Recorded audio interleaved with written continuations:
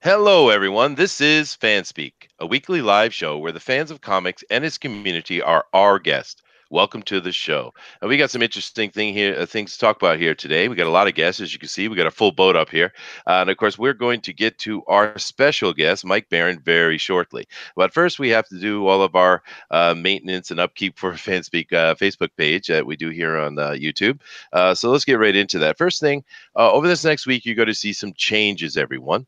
We're going to be changing this channel. Now, it's actually not going to do anything particularly to the channel, but as we had that vote several weeks ago to change Chester Busby into the fandom zones, the way I'm going about that is by turning the channel into a brand.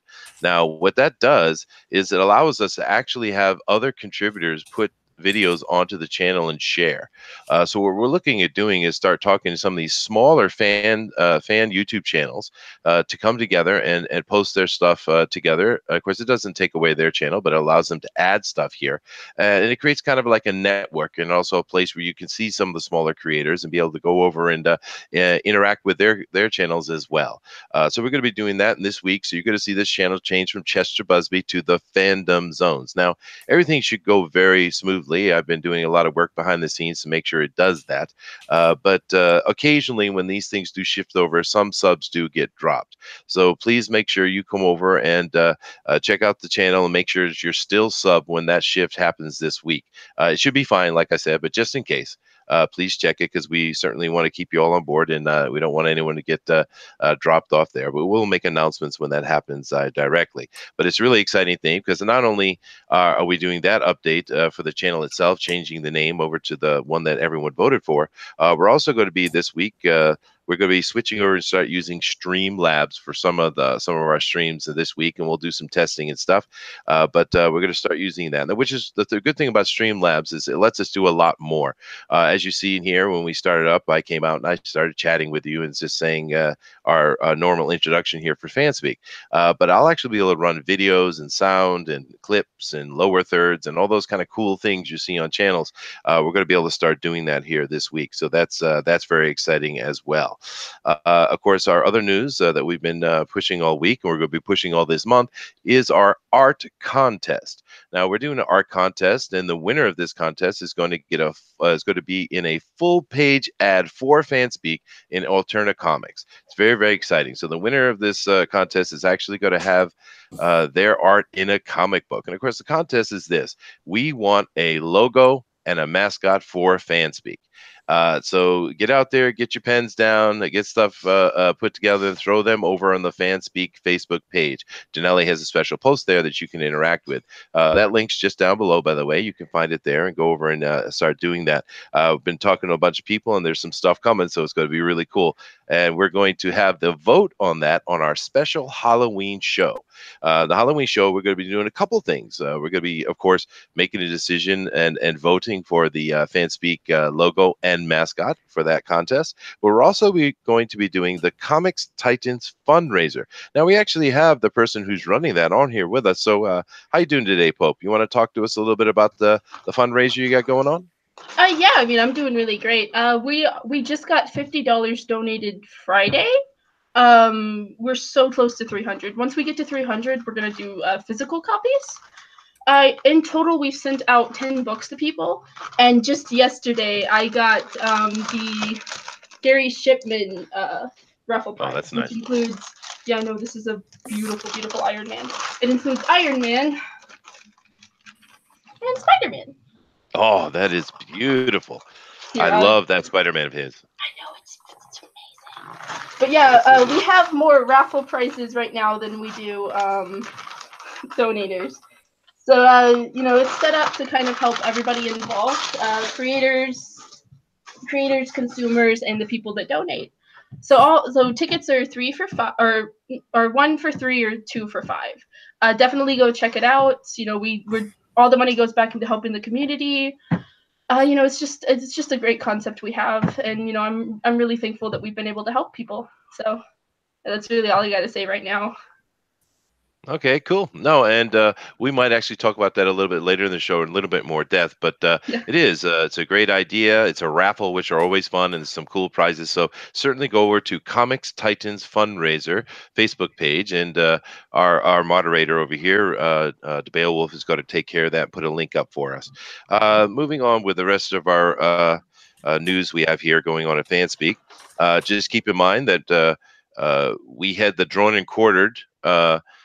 Fan edition on this channel last week. Next week, it's being scheduled. Where's go? We're not exactly sure, but we'll probably be able to announce that on Bugbear's Basement. But definitely We keep up really with those. Go ahead, Booster. What? I was just saying that that last drawn and quarter went really well for me. I thought it did very well. Oh, you're level. You are certainly leveling up, sir. Yes, you are. And Absolutely.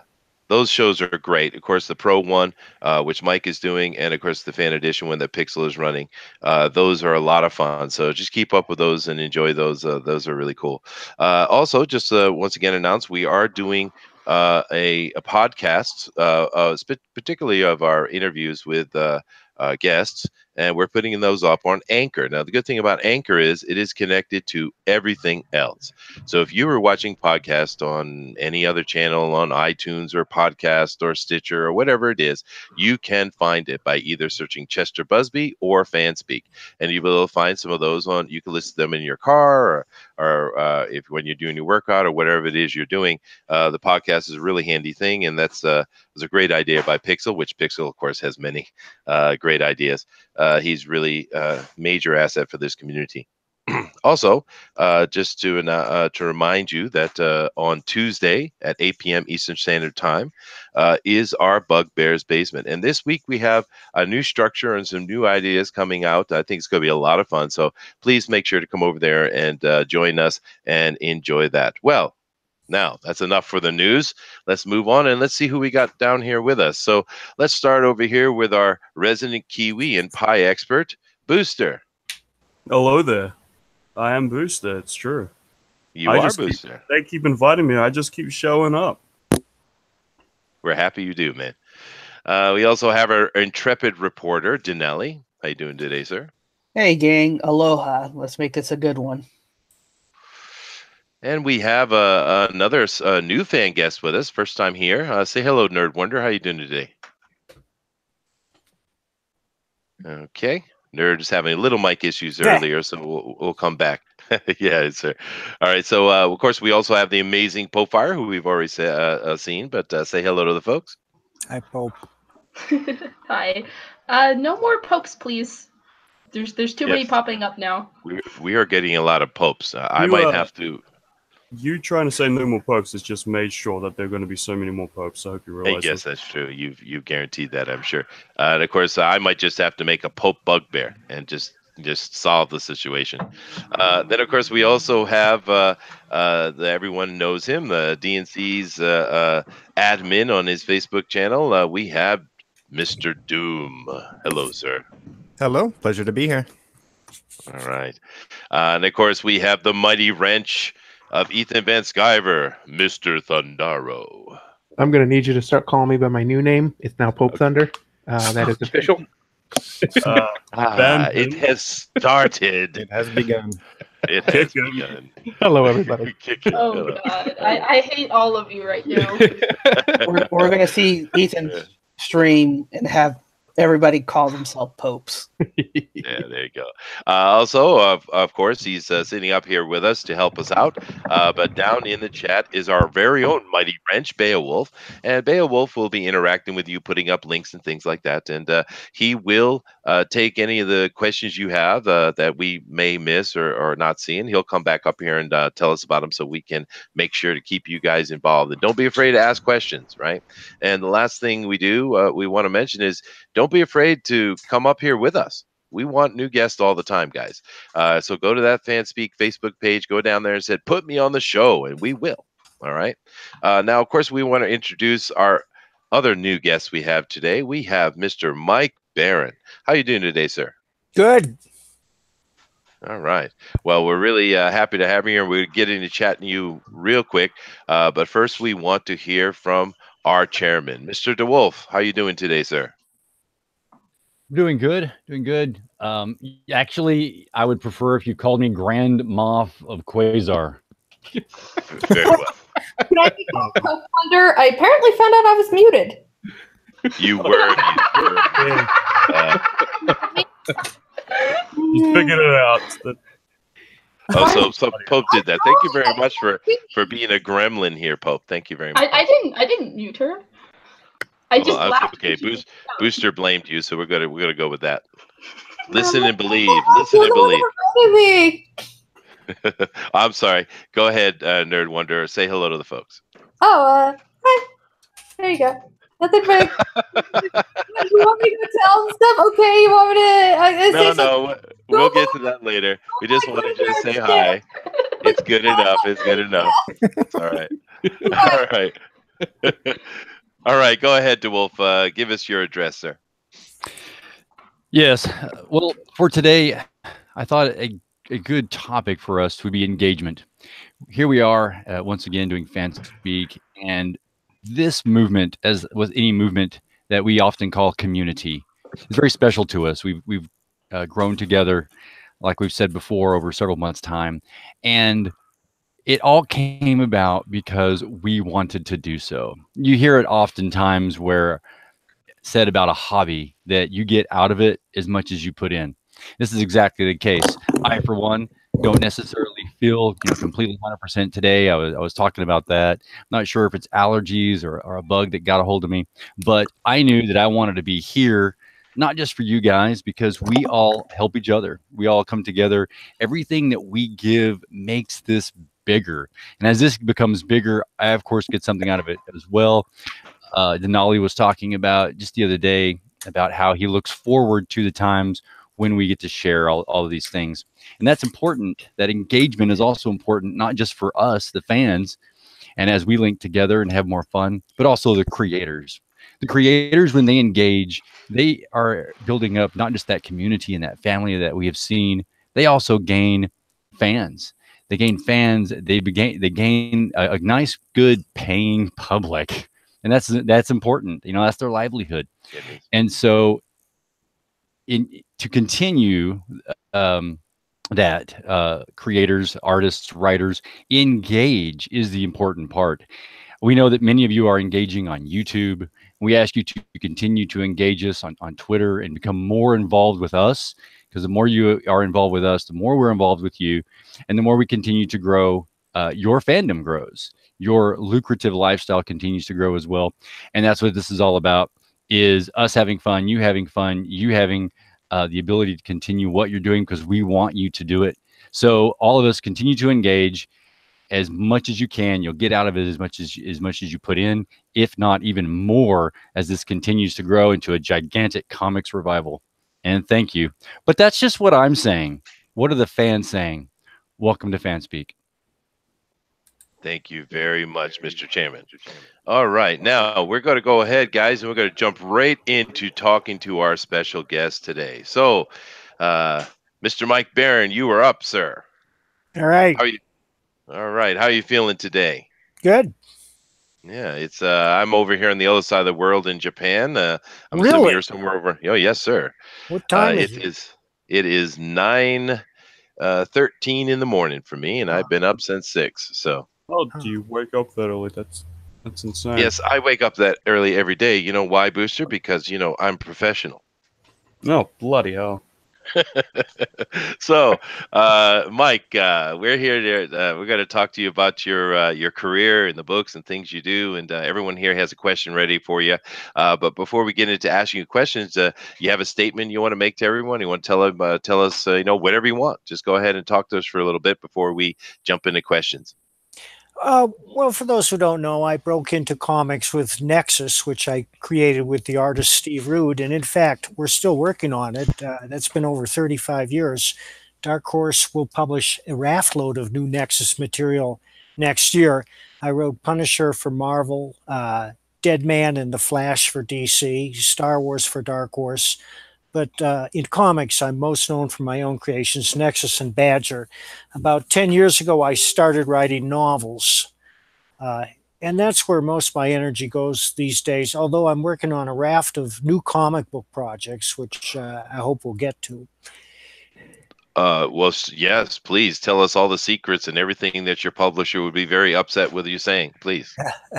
Well, the one I can talk about now is Off-Worlder, which is coming next year from Cautionary Comics. I've been Ben posting. Hennessy. Yeah, I've been posting some art for it on Twitter and on Facebook. I'm working with a Spanish artist named Jordi Armengol, who's just incredible. If you remember when Barry Smith hit his stride on Conan the Barbarian, his art reminds me of that.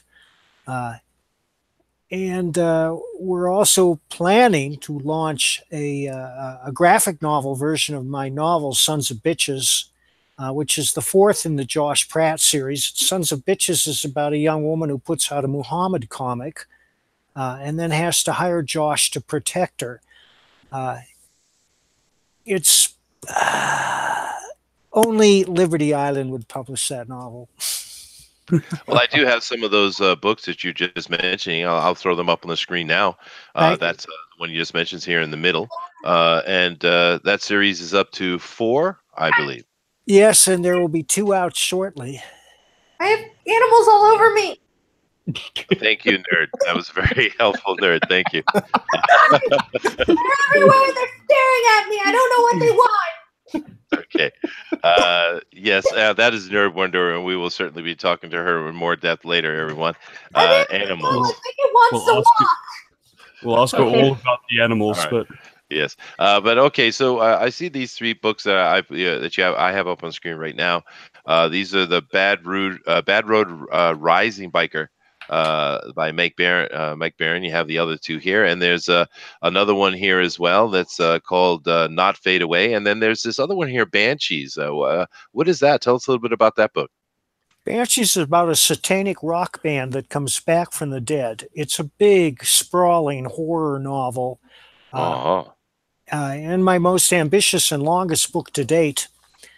Didn't Kiss already do that? Pardon? Oh. A Kiss didn't do that? Oh, no, that's right. It wasn't a comic. This is a book, actually. You talk about a book. Yeah. I'm sorry. Go ahead. Go ahead, Mr. Barron. Well, that's it. Oh, cool. Yeah, no, I'm looking at the cover over here. This is the one on the right-hand side, guys. And I, of course, am a child of the 70s and 80s, so I am a major heavy metal fan. And I can definitely see we have some Metallica feel and maybe even a little bit of Ozzy Osbourne feel here on this cover. It's kind of cool. Yeah, and it's perfect timing, seeing as it's October, huh? Well, I published the book 3 years ago. But it was inspired by the heavy metal bands and satanic lyrics. I've always felt that was rich material for a horror novel, and I was able to gather it all together and put it into this novel. And one thing I can guarantee you is if you start reading it, you won't be able to put it down. Yeah, there's the key, right? Yeah. Now you've been you're doing a bunch of novels here. Now, are you you said you're getting back into comics though. So what is the gap between comics and book and comics coming back to comics? I mean, how many years you've been writing books now? I started writing novels about 10 years ago. And the first one that was published was Helmet Head, which is about Nazi biker zombies. Say no more, right? That was published by Wordfire Press, which is Kevin J. Anderson's outfit. And Kevin J. Anderson is the well-known science fiction writer. He writes the Dune sequels and his own books. Sir. And Kevin is one of my 2 major publishers. He also published Banshees, which got a starred review in Publishers Weekly, which is hard to do, especially when you're a nobody. I just submitted that over the transom like 1,000 other writers do every day. And I was lucky enough for them to choose that. In fact, I'll send you the link now because I'm so proud of that. Oh, please do. We'll put it up. Yeah, you can drop it right here in the chat if you like. In our chat, in the Hangouts chat. Yeah, I will try to do that. Then you'll have to promulgate it. I'm not too tech wise. It's a miracle I'm talking to you now. Well, we are known by the younger generation as boomers for some reason, even though technically our parents are boomers. But they call us boomers because we don't understand tech. Where, of course, they don't understand that, yes, we do understand tech. We're the ones who built the tech. But anyway. Not me, Hoss. I didn't build no tech. I still have a flip phone. You sound a Oh, little do you? soft, Chester. Yeah. Okay. So there's that link. I'll go ahead and get that up. But you are getting in. You said you have several new projects coming up. The one you mentioned. But how many other projects are in the works that you can't talk about? Well, I could talk about them all, but I don't like to blow the whistle too soon because none of these are going to start until next year. I have to crowdfund or go outside normal channels to do any comics these days. And one of the reasons is that these projects are dear to me, but not necessarily dear to anyone else until they read them. But it's not for lack of trying. We're going to crowdfund a new Badger next year. It's a graphic novel. Yes. I'm very excited about it. I have a terrific new artist. I don't have anything to show you from him right now, but I do have material from my artist. Let me get some of this off-worlder art for you. Oh, please do. And of course, I put up that link you put on the screen that's up right now for everyone to look at. It's talking about Banshees, and it's got some other information there. It looks really good. Now, I know we got a bunch of other guests in here, and we want to start asking questions and just have it interact and flow like that. But why don't we go ahead and start with Pope Fire, because her question is always the same. So All right. Go ahead, Pope. Ask your question. All right, my question, and this one was like one that I thought about for a solid week. This question's a trap. Hey, this is my question time. My question is, who is your favorite Teen Titan? Because I know you've worked on some Teen Titan books. Oh, I've never worked on Teen Titan. Didn't you do Spotlight, the Hawk and Dove one? Oh yes, I did. Hawk and Dove. It's been such a long time. Are they in the Teen Titans? They may be now. They were in They were in the original ones, and then they were in a handful of the new Teen Titans books. Well, since those are the only ones I'm familiar with, they must be my favorites. There you go. Well, that was an easy answer. It is. Now, here's a little bit of that art that you sent over, so everybody can take a look at that. Yeah, that's very nice, very clean. Oh, that's awesome. Now, of course, it is. And who is this artist? Jordi Armengol. Jordi Armengol. Yeah, I sent you the cover too on Facebook. Oh yes, sir. I am on it. Yeah, show that. It's actually been recolored, but I'm not ashamed to have that appear. I mean that shows you.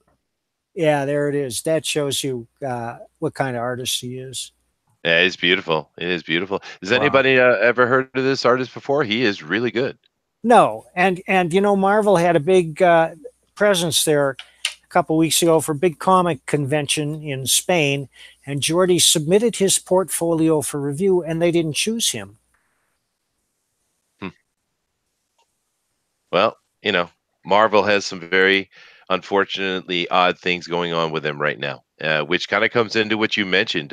You're saying yourself, you're going to have to go to alternate options to get your Badger back on, and I'm assuming you're talking about Indiegogo. Yes. Now, what is keeping you from being able to get into the one of the bigger publishers? I mean, we know what's happening in some of the people like Ethan and Mitch and stuff like that, but how is this affecting you, sir? Well, it affects me that I would like to do more work for them because of the money, and I have submitted proposal after proposal to Marvel over the years, and occasionally I get a reply, but mostly I don't. When I submit to DC, Dan DiDio always replies, and I appreciate that. There are a number of things working against me. One is I'm old, and comics is perceived to be a young person's game.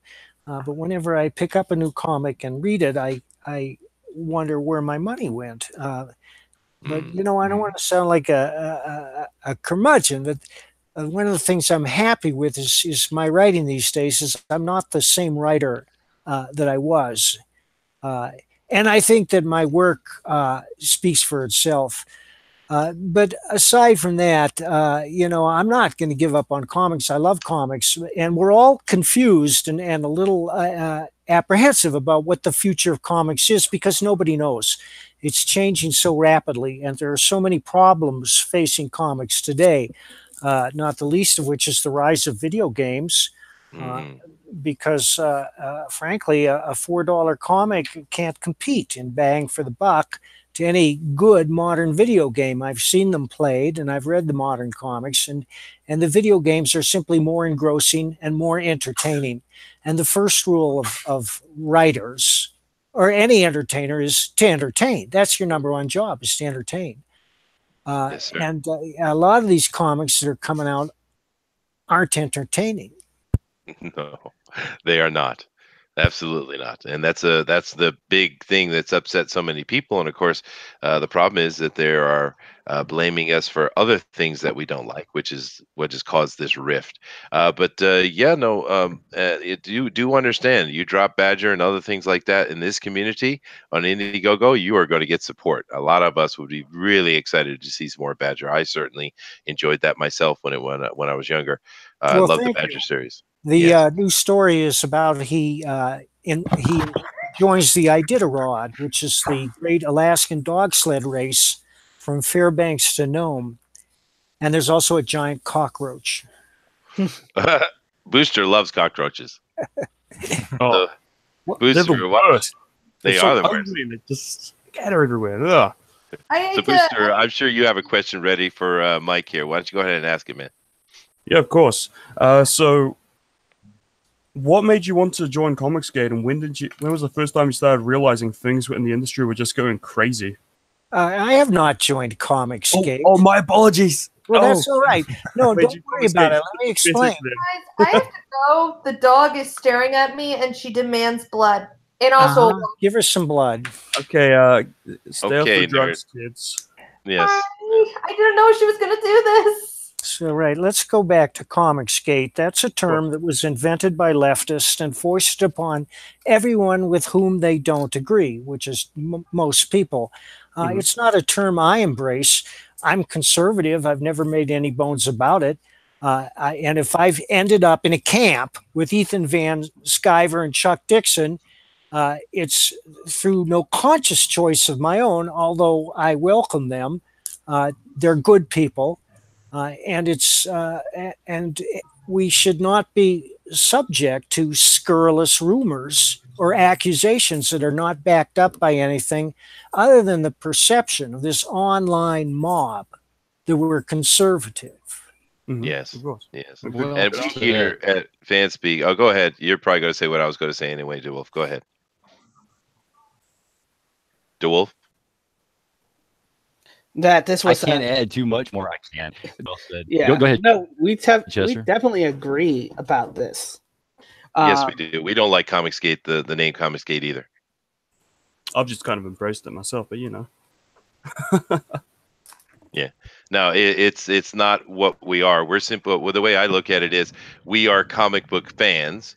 And then there's another group who decides to attack everyone who simply says, well, I don't really like the politics you put into my comic.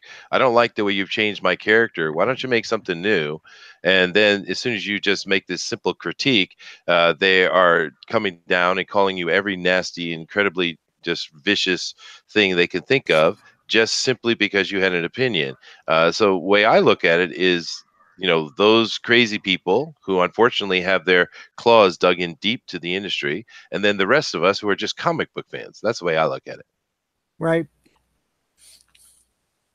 But, but thank you very much, Booster. Let's move on. We have Doom in here. Doom, I'm sure you got a question for Mr. Barron, so why don't you go ahead and throw that out? Yeah, I've heard Ethan Van Sciver mention a few times that he'd love to have you on as a guest. Were you aware, and have you considered that? Well, I was on a guest once, and I probably will be again. The problem is that Ethan is a night creature, and I'm a day creature.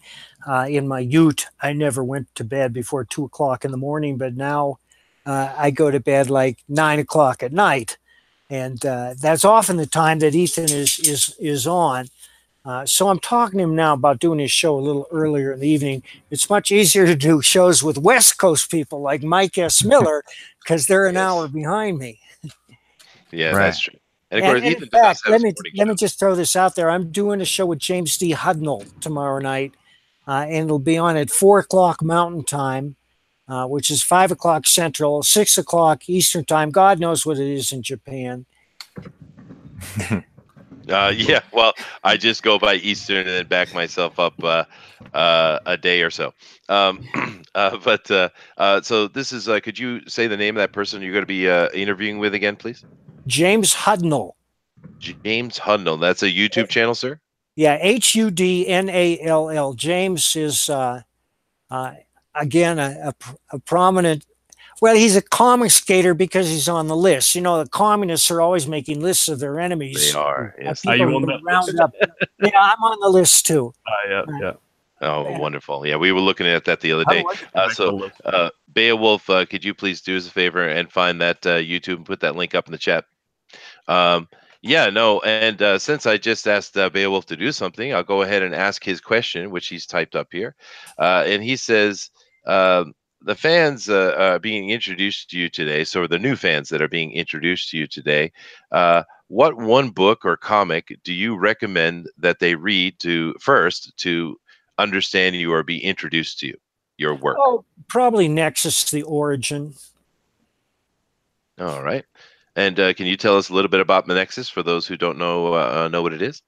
Well, it's a science fiction epic. We call it a space opera that takes place 500 years in the future. And Nexus, who's also known as Horatio Hellpop, is a reluctant executioner of mass murderers, chosen by an insane alien to be the conscience of his race. But that barely covers it. It's a huge, sprawling world by now, one of the biggest worlds in science fiction ever created. There are over 12 hardbound volumes from Dark Horse, and as I said, we're preparing a raft of new material that will come out next year. It's a big, sprawling saga that runs from pathos to humor, often in the same issue. Yes. And of course, my partner, Steve Root, is a well-known comic book artist who's drawn every major character. Awesome. Yes, no, I've certainly read Nexus. I know Denali has certainly knows quite a bit about Nexus as well. They're good stuff. I enjoyed all that Dark Horse stuff, especially back in the 80s and early 90s when they were really starting to kick off. That was a lot of fun. But When let's you go said- ahead and go You ahead. said every character? Every character. Yes. Really? It's kind of like the guest we had last week, who's drawn literally almost everything. Let me send you a few graphics. All right, certainly. And while you're doing that, I will go ahead and I will let Mr. Thundaro come on here, and I'm sure he's got a question for you as well. This guy keeps getting my name wrong. I'm telling you what. Yeah, my question is actually outside of comics in general. My question is more along the lines of we're in a very interesting time right now, very censorious part of the country or part of the political landscape seems to be in power in places where they can censor everything. And this has happened before, not as bad as it is now, but it's happened before. And I was just wondering, you've been around a while, you're, a veteran. I was wondering what you think. When do you think this is going to turn around, or if it's going to turn around? Where do you think this is all going with the way the state of politics, and even now it's infecting culture? They're trying to censor things left and right. Well, I really don't have a very optimistic view of the future. Even though normal people greatly outnumber the insane left, they control all branches of communication, journalism, entertainment, higher so-called academics. They control the school system. It's not just higher academics, it's the entire school system. And of course, they go into politics. And one reason they dominate in these fields is they can't really make anything with their hands. They can't create wealth.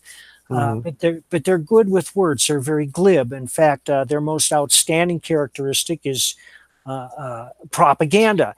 Now, it's not always propaganda, because there are many great creators who are very liberal, who've created great entertainment, and I enjoy their work very much. But it used to be it wasn't so heavy-handed, but now it seems that the left has just gone insane.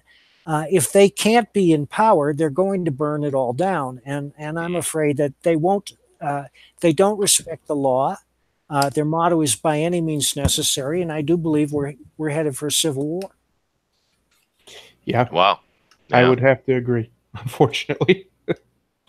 Yeah, it's gotten way out beyond itself, and it's just insanity. Go ahead, Pope. I have to go. I did bring my partner in crime here to kind of replace me, Eric. Okay.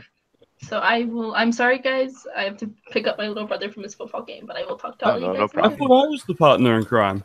You're my sidekick, Eric. Eric's the guy that handles all the money. Oh my god! I see how easily I am replaced. No, it's all right. I don't mind. It's okay. It's okay, I Booster. love You just got Booster. put in the the friend zone, man. It's all right. No, Booster's my sidekick and my partner in crime, and Eric's the guy that handles the finances. Brutal. All right, so he's gonna take my spot. I'm sorry for always having to leave early. Just really busy on weekends. See you guys. No, that's okay. Bye bye. All right. My You Pope. handle the money, Thanks, Pope you're Fire. in charge. Well, absolutely. I think we all here agree with the statement you just made. This is the problem that's going on, and another thing I noticed, there was this article that came out the other day, and it was talking about looking at the political demographics of America. And yeah, I don't know if you guys realize this, but all this noise and this trouble and everything that's going on, it's really coming out of like 8% of the country, and it's really ridiculous to me that 8% of the country is causing so much angst and trouble and just across the board shifts in our day-to-day life that it's unbelievable that such a small group would be allowed to have that kind of control, you know.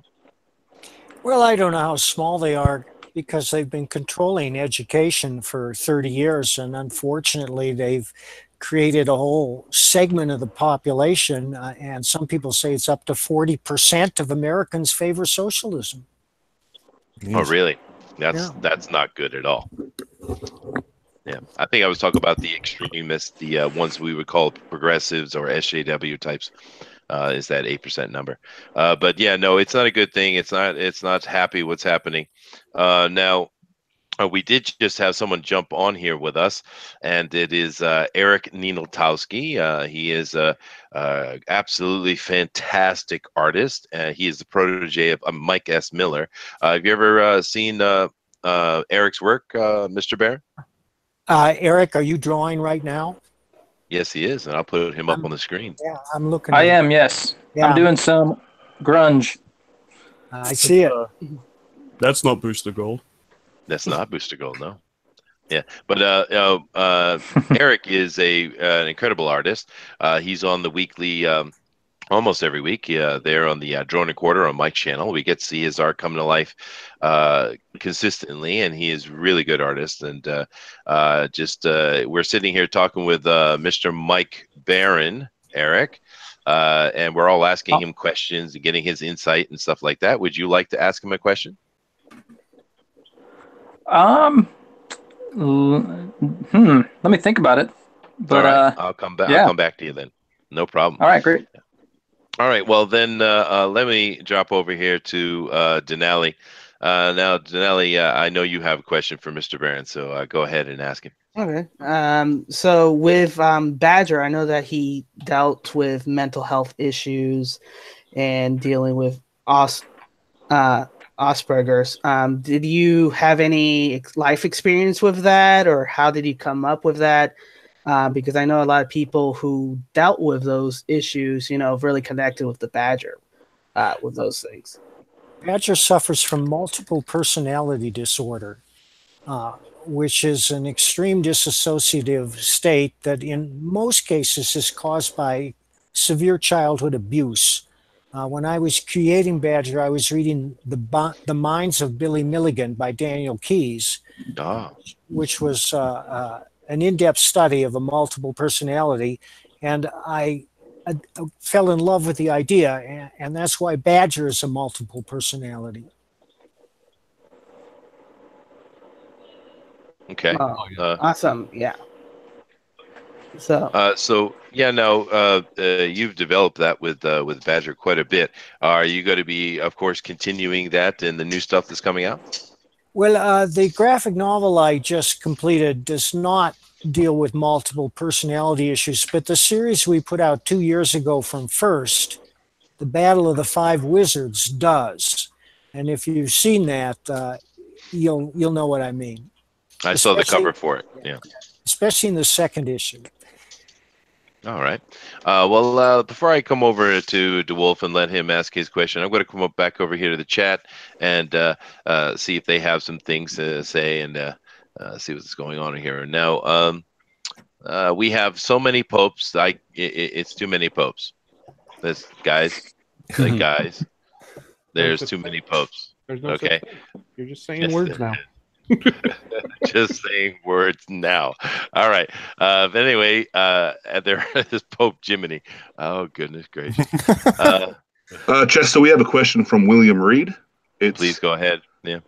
There are a few of us here who are creating our own comics. Are there any tips on script writing that would be beneficial to amateurs?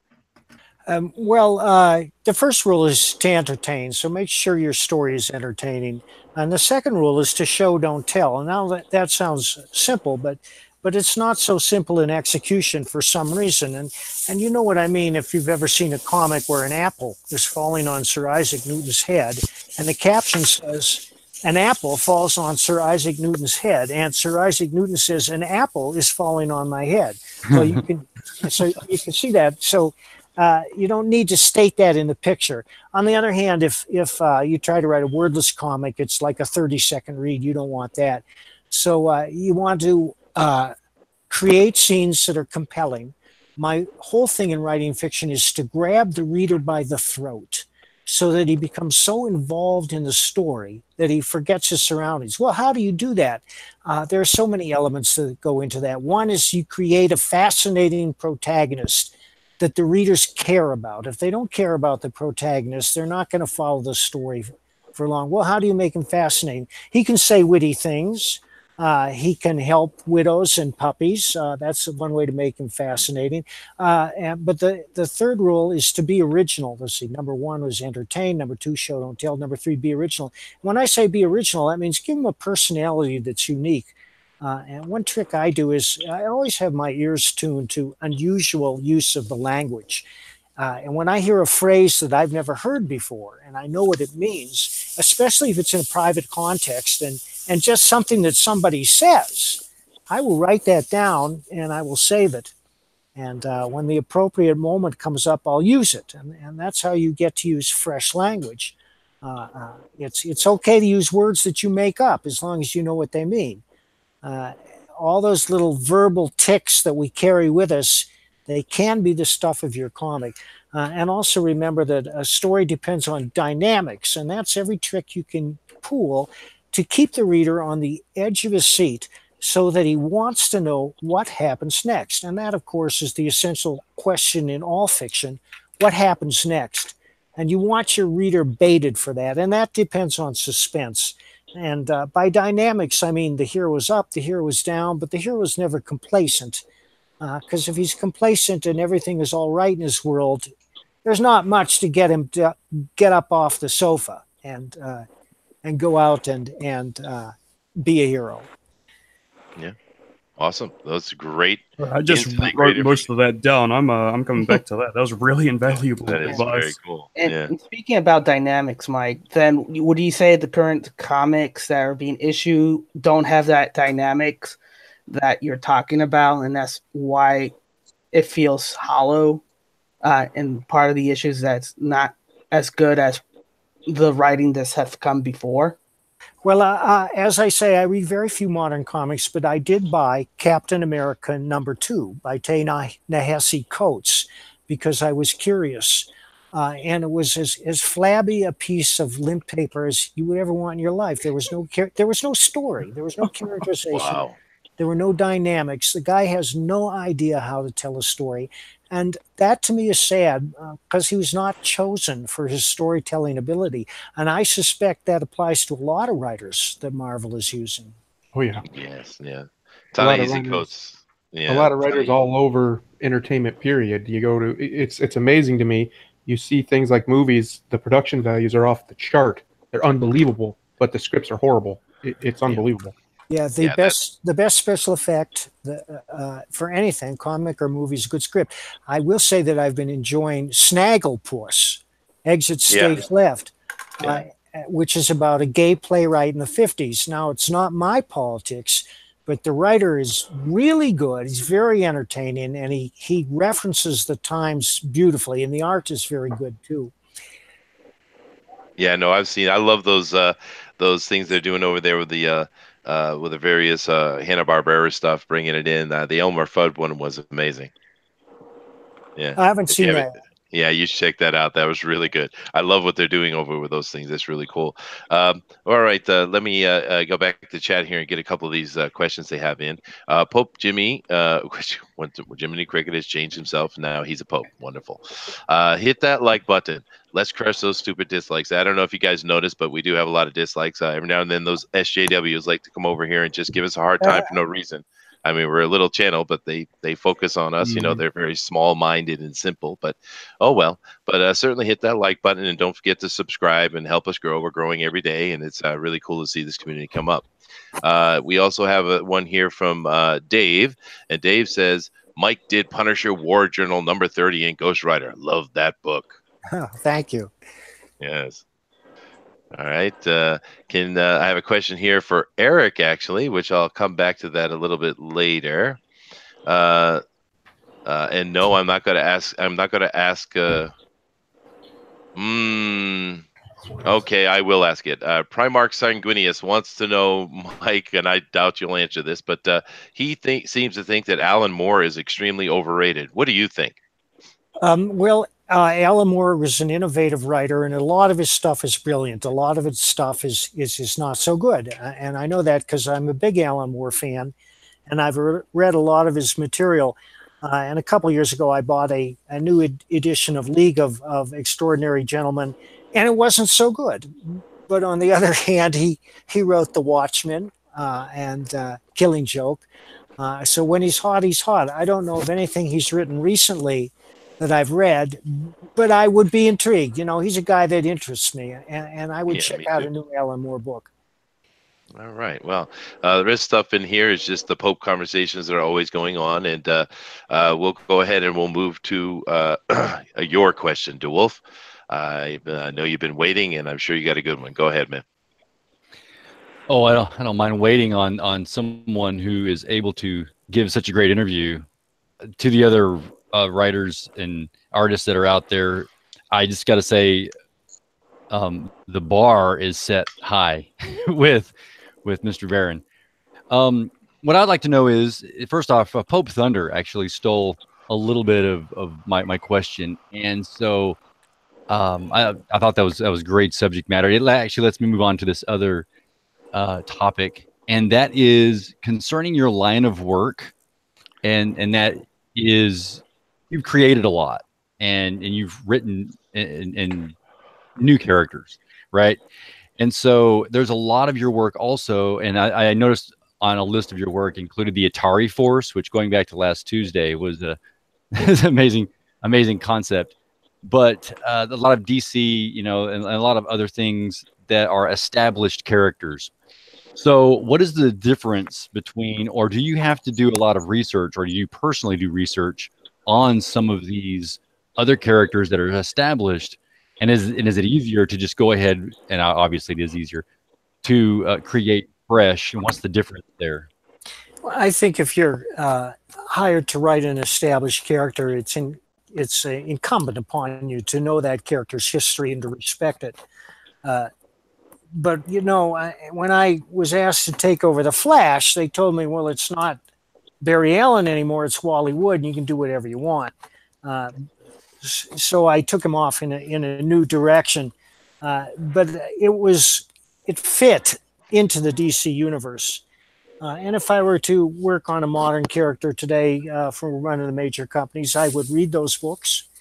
Certainly the most recent run. I mean, you can't read all of Batman but I want to know where he's at, so that what I'm doing at least fits into the canon and doesn't come as a complete shock. Oh yeah. So you make sure there's a continuity between past writer before adding your own spin to the character. Yeah, you got to respect continuity. That actually kind of brings something up for me. I live over here in Japan, and my kids, of course, did spend some time in America living in Hawaii, but they pretty much grew up here in Japan, and therefore they're manga fans. They read manga, and one of the things they never really understood about Western comic books is how do you have a writer artist create an idea, and then someone else takes it over. They don't understand the concept, and because that doesn't go on here in Japan. And I was wondering if you thought that. Having things like, say, Spider-Man, who's been going on since the 60s, being constantly reintroduced by new writers and new artists, is this a good thing or is it a bad thing? Well, as I say, the writer's number one commandment is to entertain. And if you write an outstandingly entertaining comic, people will thank you for it. As far as the continuity, it's always a matter of degree. I haven't been reading Spider-Man in years, but I've always had I've always enjoyed the character. And but if you're going to jump in today, I imagine you have to go back through 6 or 7 different identities. I don't know who Spider-Man is today, but again, if I were asked to write it, I would ask for the most recent run on it and to bring me up to speed. I don't think you want to know who Spider-Man is today. It's not a good person. It's not a good place. Yeah, it's really bad what they've done with all those characters, which, kind of continues into this question is, when they're sitting here and just twisting and changing all these characters that are beloved and going on for so long. I mean, because you got to look at it, right? The Marvel Universe movie, the movie studio has had incredible success over the past decade or so. They've made an incredible amount of money, a lot of fun movies, but yet the comic books, Marvel in particular, is very low. They're not selling a lot. And I understand there could be other reasons for that, but I think one of the problems is a kid comes into the store after seeing Captain America or something, comes in and says, "Hey, Daddy, I want to get a Captain America," and his dad takes him over to the shop to get one, and oh, sorry, kid, Captain America is a Hydra agent Nazi now, or oh yeah, you wanted Thor, oh, it's a lady now. So they just keep switching things instead of making new characters, which we've been asking them to do for years. So what do you think is their reluctance to just make new characters? What's the deal? I don't know about that, but there's another big problem which Jim Shooter discussed recently, and it's a reason why people don't like comics. It's called decompression, and that means taking 6 issues to tell a story that you could tell easily in 1 issue. And Stan and Jack used to do that. And there's something to be said for standalone issues, too. Now everything's got to be this long, drawn-out saga. I flip through modern comics. I see page after page with 2 panels and 3 panels where nothing's happening. People are talking. And I just think, well, this is just a waste of space. Now, I don't like cramming stuff. I usually only write 5 panels per page these days myself. But you got to tell story. And that has to do with the dynamics, the pulse and flow of the story. And that has to do with page layout as well. It's a big mistake to have 1 full page splash after another. That's all one rhythm. There's no change up. There's no dynamic. You want to save those big images for important moments. And hopefully they're important action moments or important wonder moments and not just a giant picture of a head giving his opinion. When it comes to discussion and dialogue, expository dialogue, that's when you put 6 or more panels on your page and you get it out. Of course, you got to read that dialogue and make sure that you're not telling instead of showing. You show as much as you possible, and you use the dialogue to delineate character or to advance the plot in a natural way. They used to have this rule about every single issue being someone's first, well, possibly being someone's first issue that they'd ever read, right? And every issue would be its own self-contained story. Would you say they're breaking that rule these days? Oh yeah, all the time. And it's not a hard and fast rule, but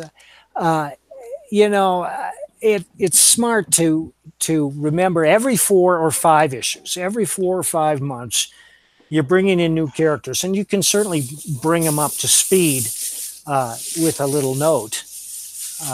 Yeah, that's but, right. Yeah, but it's a better idea is to give them a sense of getting their money's worth. And by that, I mean, you tell a satisfying story. You don't string together 21 pages with a bunch of images and a lot of reflective inner dialogue. It doesn't work for me. It doesn't work for the readers. And well, that's it.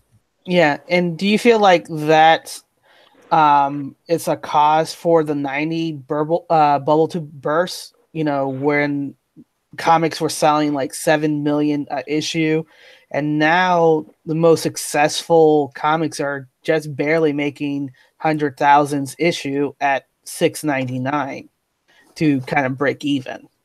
Yeah, it's a real problem, and we were talking about this earlier with some friends. It seems to me that the natural place to sell comics are movie theater lobbies, particularly when you're coming out from a superhero movie. And people have been talking about that for 40 years, but for some reason, they just can't get it together. They just can't manage to do it. And I don't know what the problem is. I mean, Disney's a big company. They control a lot of movie studios. You'd think they get a clue. Yeah. I've been saying that. Yeah, no.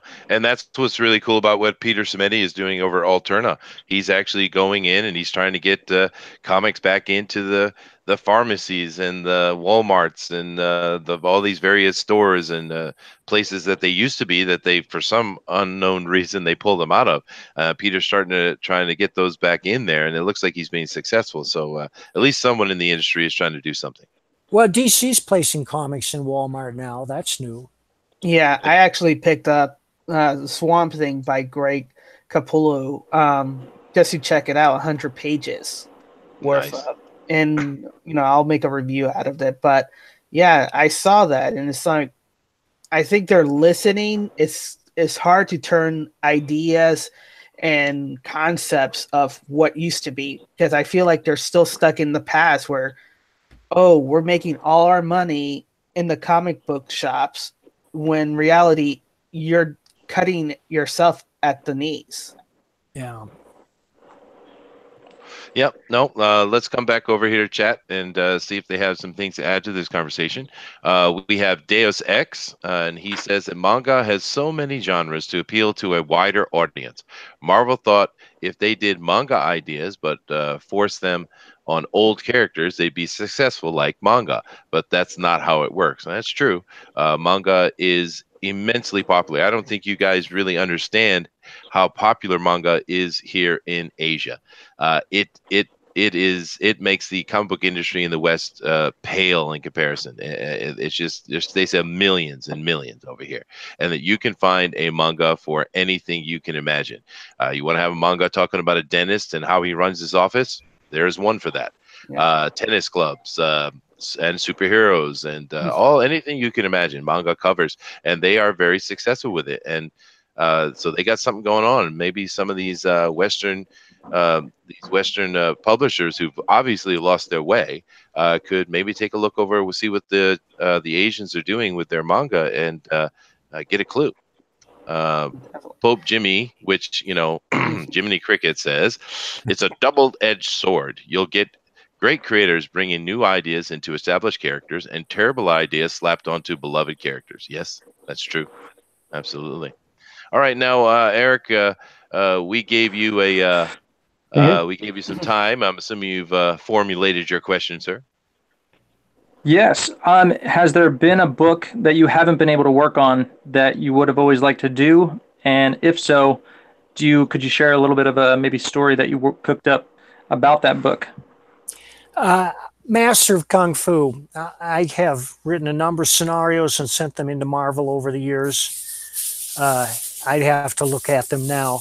But one of the reasons is being a practicing martial artist. I believe that the so-called martial arts that they show in that comic are a joke. And it's a shame, because martial arts are one of the most exciting, dynamic, and visual things you can do in any visual medium.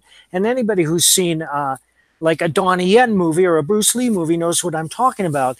And yet they just keep bumbling along with this awful stuff. The reader wants to see the action unfold in a clear and dynamic manner. They want to see how the technique happens. They want to see how it flows into the next technique. There's a way to show comics on paper that is just as exciting as your favorite kung fu movie, but they hardly ever do it. I hardly ever see it. There's only a handful of comics in the history of the world that has done that. A very good point. But I think there would be a problem with them letting you write that these days because you're not an agent. And that seems to be the only thing that matters. Yeah. Yeah, which is ridiculous. But, I think we've all had some great questions for you. You've had some amazing answers. We're really happy you've come on, and you've certainly given us some insight into how to be a writer and some of the ideas from a person who's been in the industry for quite a while and what it looks like now. We thank you very much for that, and I see if anybody has any last questions or comments to make to you. But we're certainly thank you very much for coming and joining us today. Thank you. Does anybody? Yes, thank you. Do we have any other comments or questions for Mr. Barron before we move on? I got one quick one, and that is, will you come back? Because we've enjoyed you so much. Sure. Yes. Yes, great. That was my question as well. So before he goes, I did have something I wanted to. Just a comment about what you guys were talking about. How he was talking about doing more like episodic style comics, like they used to. You'd have, this is all self-contained comic books. So this is one story, that's one story, instead of things trying to push into a larger narrative that spans an event-like structure. I think that needs to happen across all entertainment. I think that's a big problem across all entertainment right now. Everybody's trying to be this big, long, epic thing instead of just making a good show. Make this show a good one, this one a good one, and then build a narrative through that. It's just something while you guys were talking about that, I was away for a second and I didn't get a chance to say about it. No, please. All right. Was that a question or just a statement? Just a statement. Okay, cool. All right. Well, great. Now we're going to go ahead and move on to our other topics that we cover here on FanSpeak every week. Once again, thank you very much, sir. And he just dropped out. Hopefully, he'll come back here in a second. Let's move on. Since we have Eric Nienoltowski with us, let's go ahead and talk about that Comics Titans fundraiser. Now you're directly involved in that, so why don't you go ahead and tell us what's going on with it? Tell us about it. Just give us information, please. Sure, sounds good. So that is Pope Fire. That was her baby, her idea, and she asked me to be a part of it. She didn't want to handle every aspect of it, and she asked me to handle more of the financials. And so basically, she created a Facebook page called Comics Titans Fundraiser. You can go on there, you sign a form, and this is for anyone who's struggling, anyone who doesn't have the funds and they want to purchase a Comicscape book. So like you really, really want Black and White or Lone Star, but you're having a hard time. Maybe you got fired from work. I don't know. Maybe you're a college student. There's tons of things that can happen. So she wanted to create this in order to get funds raised so we can help people that are in those kind of positions. So we believe in Comicsgate Comics. We think they're awesome, and we want to share that with people. So go on there. You could fill out a form, just name, email, what your situation is, why we should help you. And already we've raised over $200 by donors. And so there's a Shop Now button at the top of the page. Unfortunately, that's our donate button. So if you hit that, that'll take you to a PayPal donation kind of page, and you'll see my name on it. It's called Comics Titans Fundraiser. Or actually, it says charity. But anyway, you'll know you're in the right spot. So that's the Shop Now button. You can go there and donate. And when you do donate, you're going to get kind of like a raffle ticket. And that'll put you in the running to win prizes. So not only are you donating to a great cause, but you could win comic books. You could win a statue. I saw that Pope Fire purchased for this. All kinds of cool stuff. I've donated a print. Other artists have donated stuff. So it's just a really awesome idea. If you haven't checked it out already, please go there. It's Comics Titans Fundraiser on Facebook, and just help people out. I think it's really sharing the heart of Comicsgate. Just people who love comics and people who are willing to give of their time and energy and money to see that good comics get in the hands of people. So. Excellent. Yeah, I think it's a good idea. What do you guys think about this Comics Titans fundraiser? It's an awesome idea because there's families, that can't afford it for whatever reason. Maybe they were in a hurricane. Well, they're definitely not going to have money to buy comics, and they have little kids ones. So that would probably be a good idea, for example, for that. In Texas, they had the hurricane from last year that they're still recovering from. Just talking about that, bushfires in California. You have a lot of things, somebody lost their jobs and everything. So this is a good program. Yeah, it is. And of course, you just had a hurricane come through your area here with Michael, and that was quite devastating thing. But yeah, I like the idea. And we're, of course, like I said, we're going to be having the actual raffle is going to be on Halloween night on the 31st, and Eastern Standard Time, of course, our normal time we do our shows. And we'll announce all that later as it comes up. But we're going to have that raffle. It's going to be a lot of fun. We're going to see some cool prizes, and we'll also be covering the FanSpeak logo and mascot contest, and we'll be having a straw poll to vote for that. So thank you very much, Eric, for giving us information on that. And you got a cool little bit of art going here I have up on the page. You tell us a little bit about it. What is this you're drawing? Sure. This is grunge. I'm doing Inktober. I've never done Inktober before. It's every day you do a sketch, and it's like a hashtag Inktober. So I've been doing Wildcats characters, Wildstorm characters. I have Death Blow here. Can you see that? Did my camera freeze? Yeah, it's just showing your Edward Kenway picture. Sorry about that. Let me see we can still see the art though. So. Okay. No, we can't. Yeah, no, it did went out. Yeah. now it's showing. There you go. Okay. All right. So this is like a Warblade. I'm a fan of the 90s. When I got into comics, it was the 90s. So Wildcats was one of those books I picked up and just totally fell in love with Image and just the West Coast style of art and all that. So for Inktober, I decided to do with some of my favorites. There's Grifter, definitely one of my favorites. So this is day 13, and I'm doing grunge. Yesterday I did Fairchild. Oh, cool. So, there you go. No, I love this Inktober, man. It's a lot of fun to see all these arts get dropped on the Facebook every day. And actually, that's something I love about the community anyway. We see so much cool art every day, Inktober or not. It's really cool. Yeah. So Eric, I know you've been always announced as a pro chef. Mike, is there any other inspiration, any artist works that also inspired you that you incorporate in your art? Oh yeah, definitely. So like I said, I kind of got real heavily into comics during the 90s. So, X-Men #1, what Jim Lee did. And so I have a very heavy Jim Lee influence. And then I like Mark Silvestri, J. Scott Campbell, just all those guys. So now that I'm growing up a little bit, and I kind of have more of an appreciation for other artists, older artists that I maybe didn't know about at that time. Barry Windsor Smith is one of them. John Buscema. So, I try to see what everyone is doing, and if I like something, I just try and incorporate it and try and make my artwork better. Yeah, excellent, man. All right. Well, we're going to go ahead and we're going to move on to the news today. We don't have a lot for the news today, but we do have some very interesting news for today. Yeah. And before I jump over and put that up, and first let's start talking about that. I have got a couple of little DMs here on the back from you guys. Thank you very much. And yes, don't worry about that dislike thing. Like I said, we get SG2s come over here, and they're very small-minded bullies. They're basically just bullies, right? Yeah. And they come over and they do those kind of things, and they will have all their little alternate accounts, and they'll switch between them, and they'll put dislikes on it. And they're just being a bully. They're small-minded, mean people. That's what they are, and that's all right. And it's amazing too. You can see we're just a small little channel of comic book fans having fun and chatting about comics and talking to Mike Barron, talking to R.T. Bear, talking to Gary Shipman. I mean, that's all we're doing. We're not that go awful. ahead, Mace.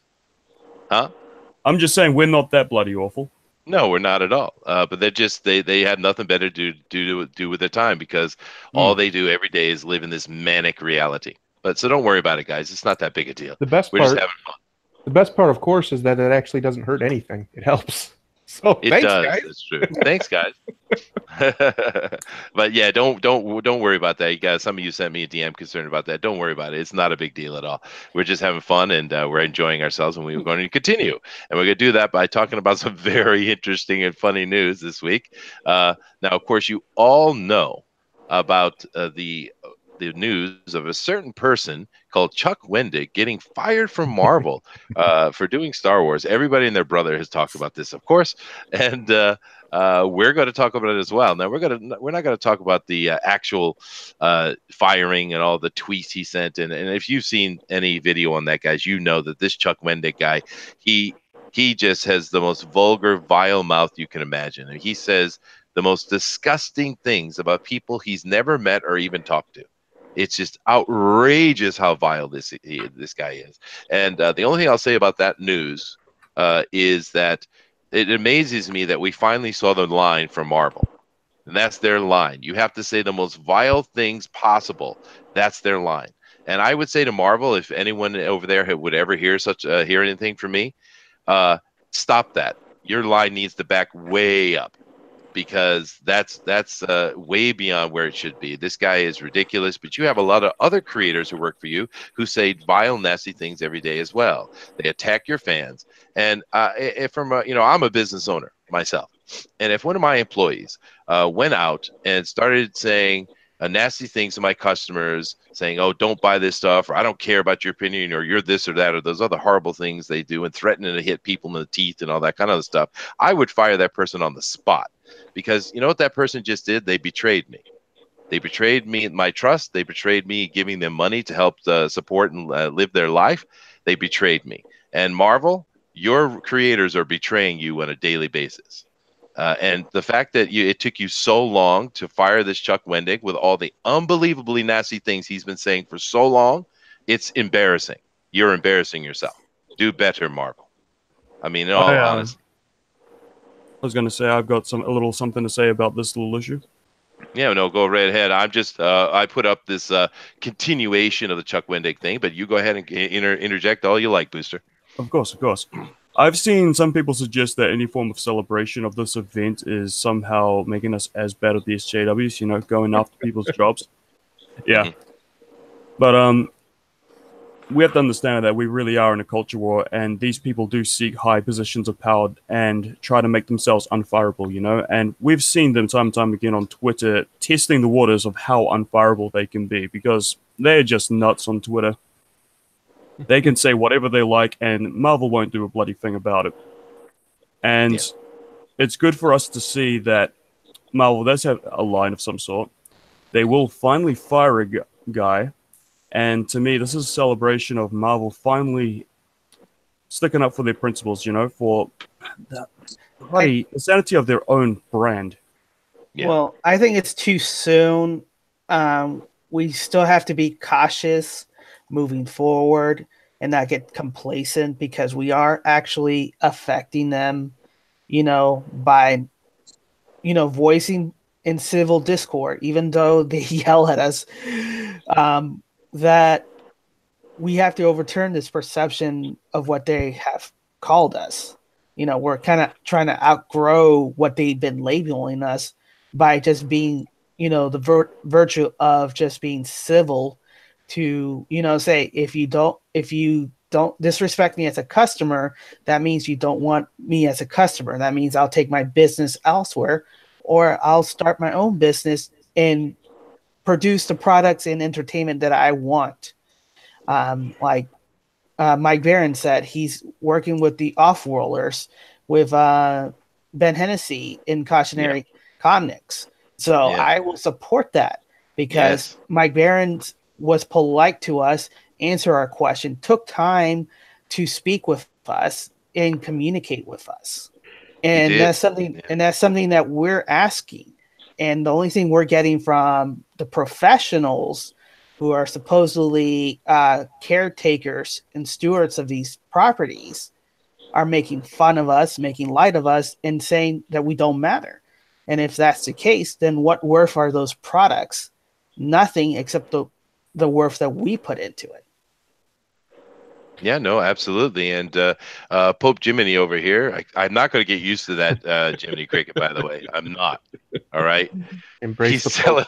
he says Embrace. celebrating the firing of destructive people ruining the industry with their attacks on fans and customers is a good thing. Well, yes, and I think it can be. But my point I was making is the line's too far. It needs to be pulled back. You can't have people that are destroying your sales numbers simply because you respect their freedom of speech.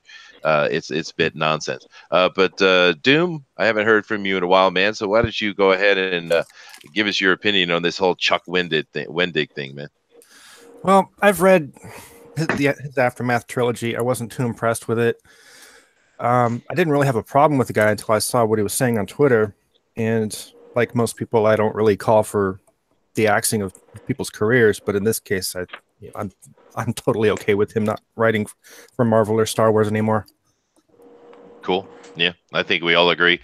There are some people who like some of his work and some that don't like it so much, but it seems like overall he is he's an actual capable creator. It's just he cannot he's got the Trump derangement syndrome and he's got it real bad. I'm just And trying to point out that it doesn't make us as bad as the SJWs just for wanting these people removed, you know? Well, my question would be, whatever happened to what's good for the goose is good for the gander. If they want to dance on our grave when we lose, we can dance on theirs a little bit too. We didn't cause him to get fired. We had literally nothing to do with it. He's a man who chose his own destiny.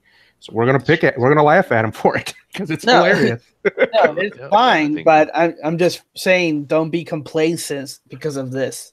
Just no. And if you think that this guy is not going to land somewhere else with work immediately, you're kidding yourself, because they stick together and they support each other. We have not seen the last of Chuck Wendig, I guarantee you. But hey, Liam, you've just come in here and joined us. Thank you very much, sir. We're going to be talking about your comic in the Indiegogo section coming up real soon. But why don't you go ahead and give us your opinion on this Chuck Wendig incident? Well, Chuck Wendig has to swear to sell his books, and so do I. So do you. Sorry. Why? Aren't you the guy that is selling Sway on Indiegogo currently? That's right, I am. You guys should pop over and check it out now. But just on the topic, because I don't want to, shill pointless. I want to stick to the theme and the heart of the show here. Wendig, I think, is a loose cannon. I understand what it's like to be a passionate, emotional creature. And so I understand from his point of view how he could feel hurt and fly off the handle over certain things. But part of being an adult man is understanding that and managing it and controlling it so you don't damage others and yourself. And clearly he has no ability to do that at all. And so you can't have someone like that representing your company, interacting with your fan base. They're going to alienate people. They're going to drive them away. He really got what he deserved. I feel sorry that it came to that. Anyone that loses their job, it sucks. It makes life hard.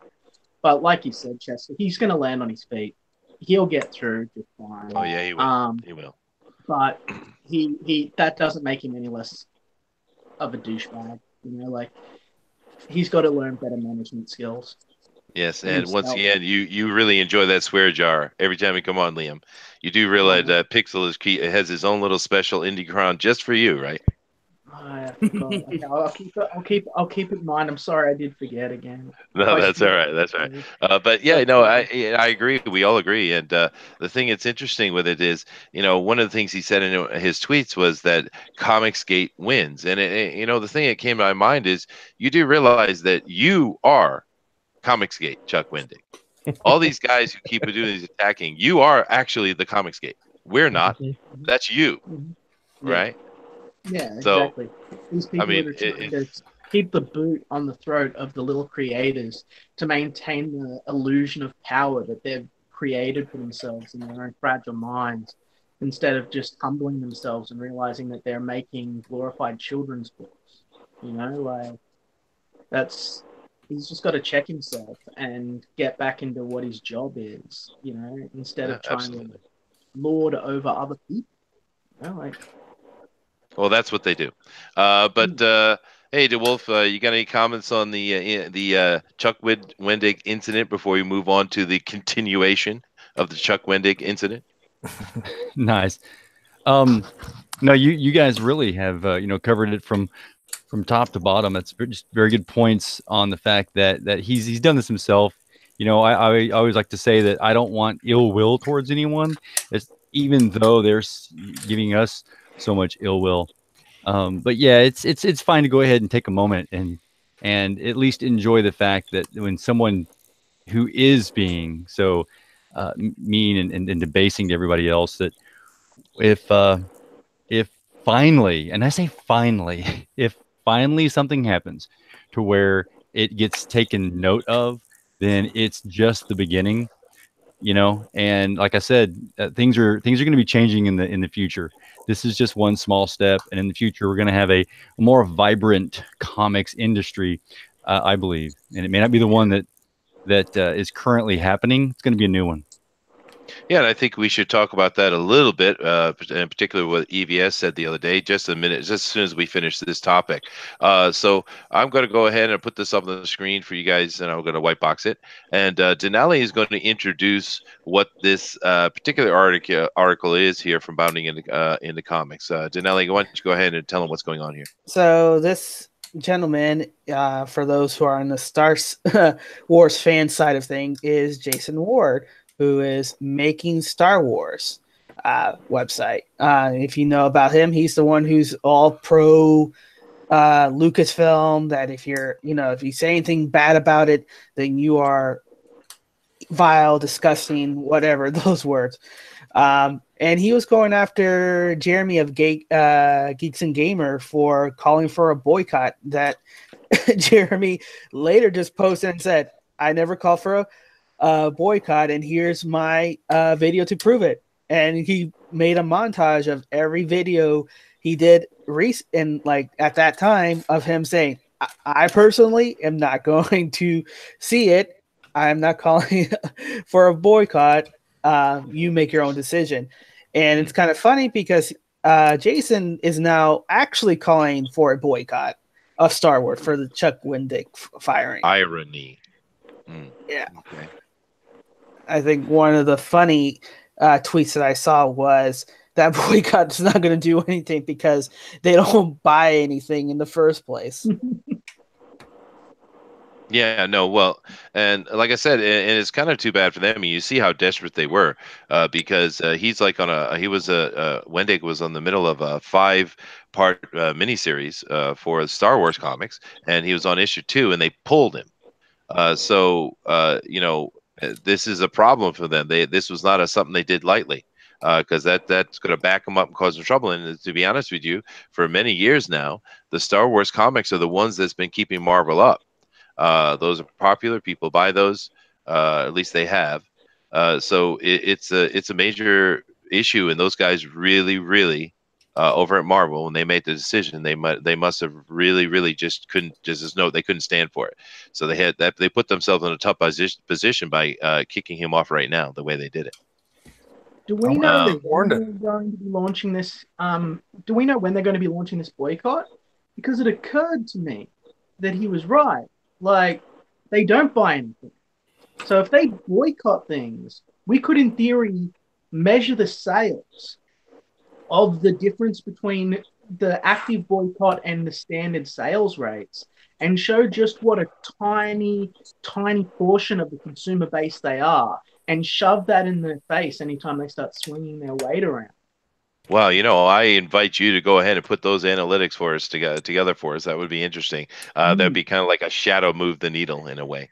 But Thundaro had made a comment I thought was interesting. Why don't you go ahead and finish that comment, Thundaro? Sorry. I did? What did I say? Sorry. I think you had asked that, wondering if they had given him a warning. Oh, that was me. Oh, yeah, that wasn't me. Oh, I'm sorry. That's okay. Go ahead. Go ahead and put that forward, man. I was just remembering, we know what the political leanings of Marvel are, and for them to just outright fire this guy, out of the blue seems unusual. I was just wondering if anybody had seen Marvel try to talk to him, or if he'd mentioned being talked to before he got fired. Yeah, no, you would I think they think must have. Well, it was kind of telling that after a while there was no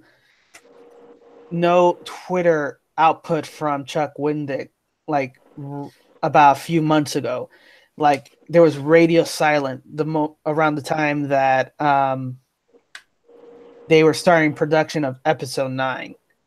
And then suddenly he just starts blurting out about the Judge Kavanaugh confirmation, and I think that was the last straw. I think so. And it had nothing.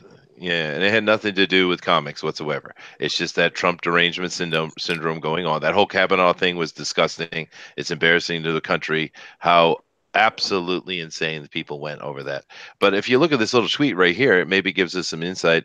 It says, "Don't buy Star Wars comics anymore. Just don't do it." And Wesley says Chuck was fired over his tweets by @Mark Panacea. The same Mark Pennis, is that really his name? That apparently thinks Ethan Van Sciver is A-OK. Now, I have to say something here. Ethan get a little bit rowdy, but Ethan never, ever says anything anywhere near as grotesque and disgusting as Wendig does. It's not even a close comparison, let alone a fair one. I mean, unbelievable. Yeah. I used to listen to Making Star Wars, and around the time the first Aftermath novel came out, they didn't think very highly of it. Yeah, there was mixed on that for sure. Some people did love it though, particularly those people over at Collider Video. But we know where their bread is buttered, right? Exactly. Yeah. Now this is interesting. We have one here from Helsia. I don't even know. I'm not even gonna bother pronouncing that. If you want to boycott, a good way to do so would be to specialize your boycott and focus it in a way that will communicate the message you want. Well, thank you very much. And this is another person over here, this Helsie whatever. Let's go look at her page real quick. You guys want to see what she looks like? Let's check it out. God. Oh, wow. She is a Miss Marvel fan. She likes all the ladies. All the ladies. How do you boycott something you weren't buying in the first place? Exactly. Yeah, that's kind of the point, right? Oh, there's a follow button. Should I click it? No. No. But look at, she just loves all the ladies Marvel is doing, yeah. Just loves it. Oh, there's a Hercules in the back. She likes everyone I don't. Yeah, I know. It's really good. And then, look at this. Here we go. Sexist. That's all it is, lad. I think she went to a Comic-Con. It says Phoenix. That one. The Phoenix Comics Fest Day #1, and she went as Miss Marvel, the old Miss Marvel. We will not disparage people's looks. Thank you very much. My apologies. Wasn't I sexist for liking that costume over the new one? Isn't that? Yeah, it's weird, right? It's weird, right? Okay, so she's in her Miss Marvel. Yeah. Yeah. But all right, and then you had another person down here. What's his name? Yeah, this guy right here. Just let's take a look at this Making Star Wars, who Jason Ward, who Denali introduced us to a little bit. He's got his channel over here and all his tweets. And he likes the martial arts. Sweet. And look on this page. Look at all the Chuck Wendig stuff. Just on and on and on. You think he's obsessed? But this just goes on with everyone, just virtue signaling how much they support Chuck and how awesome Chuck is and how great Chuck is and how horrible everyone else is because Chuck is so awesome. Thank you, Chuck. That's all that's going on here. It's just hug box stuff. But I just thought we would use it to talk about the Wendig situation. So does anybody else have any comments they want to make about the Wendig situation? Yeah, I hope Chuck Wendig enjoys his 1 week of relevance to the SJWs before they're on to their next thing. Okay. Yeah. And I just want to say that the whole reason that they're supporting him is because he's an attack dog. So the SJWs that don't have the glib to tackle the bigger guys or are afraid of being the horrible, nasty, shriveled people they are on the inside, on the outside, just instead put their hand onto the back of these attack dogs that they send after people and encourage them. which gives the other guy the dopamine hit that he's chasing, which causes him to act like more of a rabid lunatic. And that's the model. Yep. Anybody else? All right. Well, Nothing. let me. Yeah, it's okay. No, let me jump over here to chat and see what we got going in here. Once again, the Popes are having their Pope Fest, which they seem to enjoy every chat. So go Popes, whatever Pope you may be, or whichever Pope is most important to you. And of course, you have new Popes now. You have a Pope Jiminy, and you have a Pope Thundero, and I'm sure very shortly we'll have a Pope Liam and many other popes. So thanks, guys. And Cross Comics is here and says hi. Hey, how's it going, Cross? Richard does all kind of drawing shows all the time. I was on there with him the other day with John Dillard as well, talking, and that was a lot of fun. So you guys go check that out. And Beowulf's going to had to step out, and thank you very much for coming and helping us out today. And we got a bunch of comments in here. Yeah, Nathan P. Butler and Matt Wilkins gave Aftermath a scathing review, and they're not even in the fandom menace. Yes, Hoth Rebel. They did, and but there was very mixed. Some people loved that Aftermath, some people didn't. Pope Jiminy says, I think his rancid series on tweets about Kavanaugh and Republicans was just so egregious that Marvel couldn't ignore him anymore. Yeah, that's what happened. But my point is that the line was too far. They should have done it sooner. Windig was clearly out of control and hurting the IP. Yes, he was. Now, Joshua, who is our favorite friendly troll, would love very much for me to read Pope Avon's comments, but no, I won't. Yay. Yay. All right. Well, let's move on to our next story then. And then we're going to move into Indiegogo here real quickly. And this is just a quick little thing. I have to step out, but I just wanted to say goodbye and thank you guys for having me on. Oh, no, thank you very much. And thanks for talking about the Comics Titan fundraiser, man. That was cool. Cool. Awesome. You got it. Yeah, I've been following you guys and I see you guys everywhere. So it's finally nice to talk to you and get to say hey. Oh, my God. Well, absolutely. And we should have you on here and talk to you from the professional angle as well. Yes. That would be great. I'd love to. All right, man. All right. Thank you. Yeah, thanks. Check you out later. You got it. All right, guys. Good night. We got one more little news story, and then we're going to go into Indiegogo to finish out the show. Now, this one is kind of interesting because, as you see, I put it up here on the screen because, we all like Dwayne "The Rock" Johnson, or I think most of us do. He's a fun guy. He's a good entertainer, from wrestling to movies and all his kind of stuff. And he's hot. Give that up for the Booster and his enjoying of maleness. Ooh. But the thing is interesting. It seems every movie or anything that Dwayne does, it gets controversy. He's in a movie and he's playing a guy who's missing a leg and he has a prosthetic on, and people yell at him for doing that because he doesn't have a real prosthetic. Okay. Everything he does, they yell and scream. And it's weird to me because you would think, but the way they're talking all the time about diversity, that they would love Dwayne Johnson. He would be like their main man. Now, we like Dwayne simply because he's fun, right? But they hate him. What's up with this? You guys have any opinion on this? They're hating on him now because he's got to play John Henry. I mean, goodness How gracious. could you ever hate Dwayne Johnson? Look at that smile. Look at that handsome bloody face. They don't smell what he's cooking. They don't. It's the testosterone. He needs to be the people's champion again. That's when they'll start loving him again.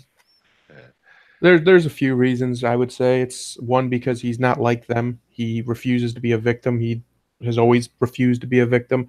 And two, he's a very light-skinned person of color, as they like to call him.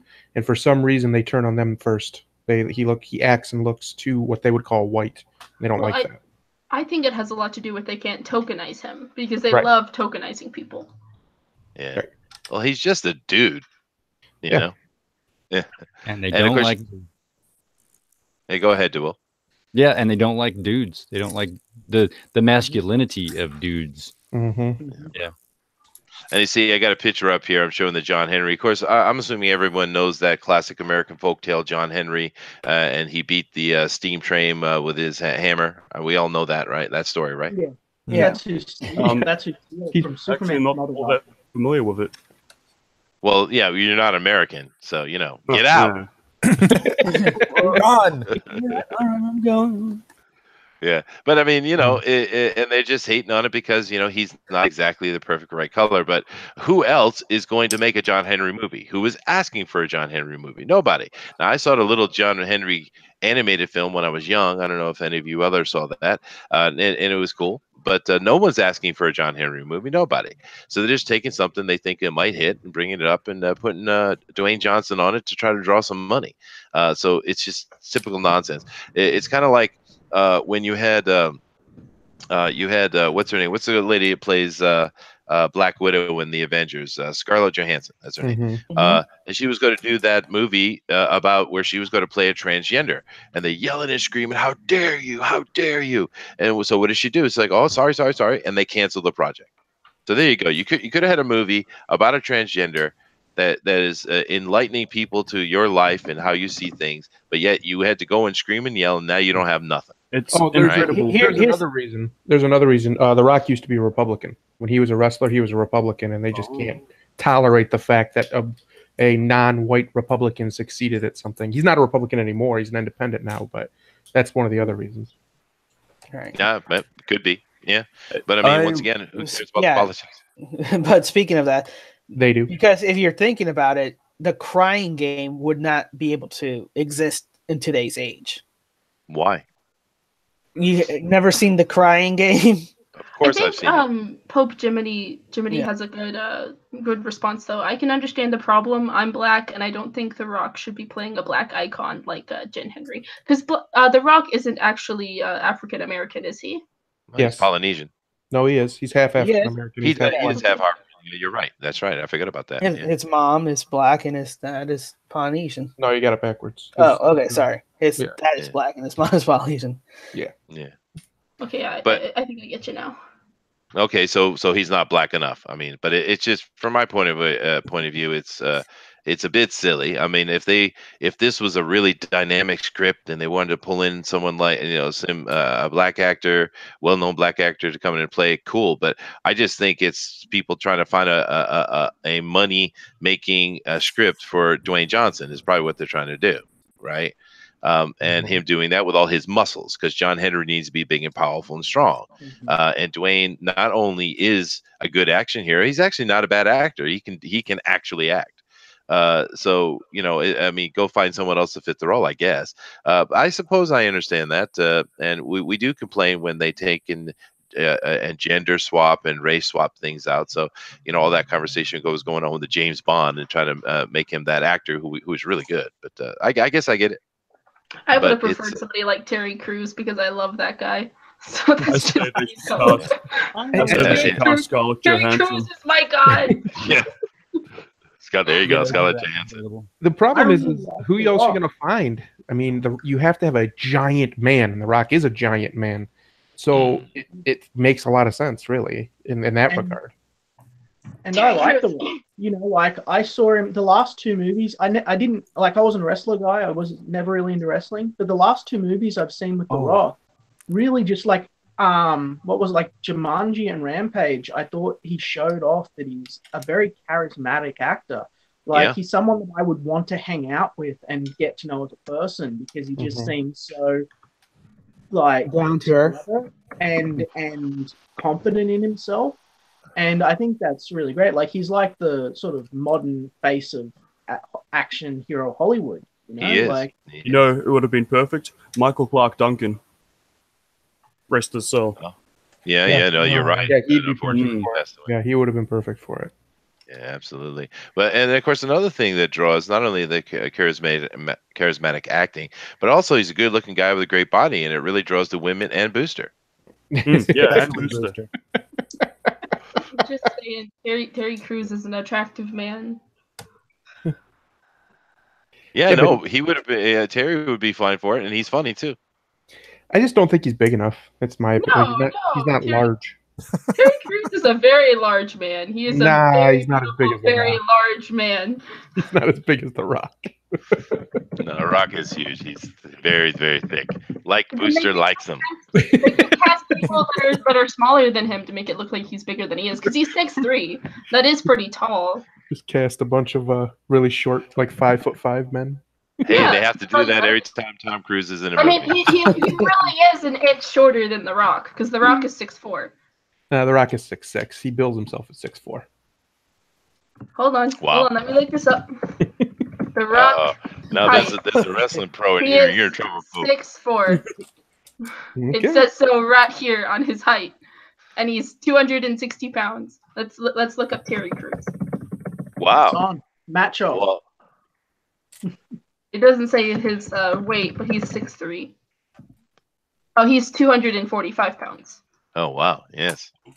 So they're around the same size. She's just around 15 pounds lighter. Well, nothing gets past the FanSpeak crew. I'll tell you what. Nothing at all.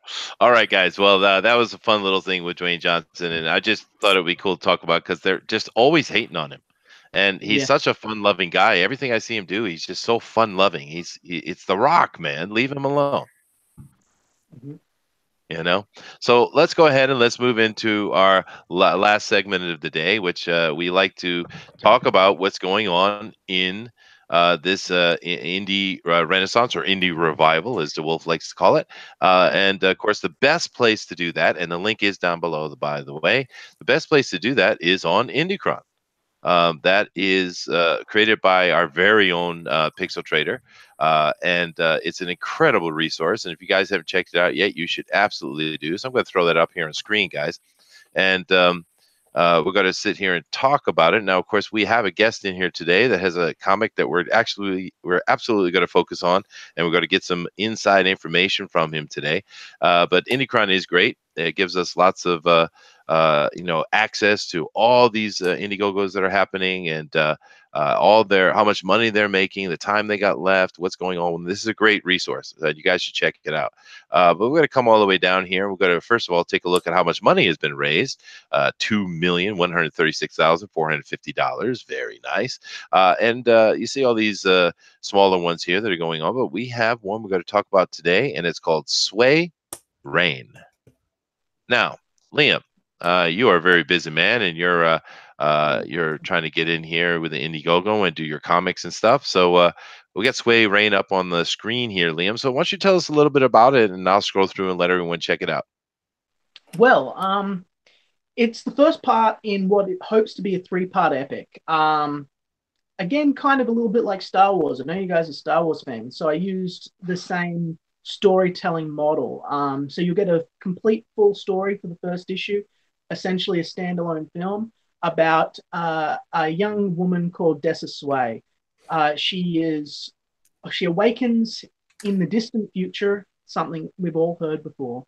But when she awakens, the lies that have been veiled upon her are stripped away. She loses a lot of her memories, and no one is around anymore. All the people are gone, right? So all of the lies that we've sort of maintained about society and the way the world works, things that we just take for granted to be truth, are gone. So she gets a fresh perspective on the world.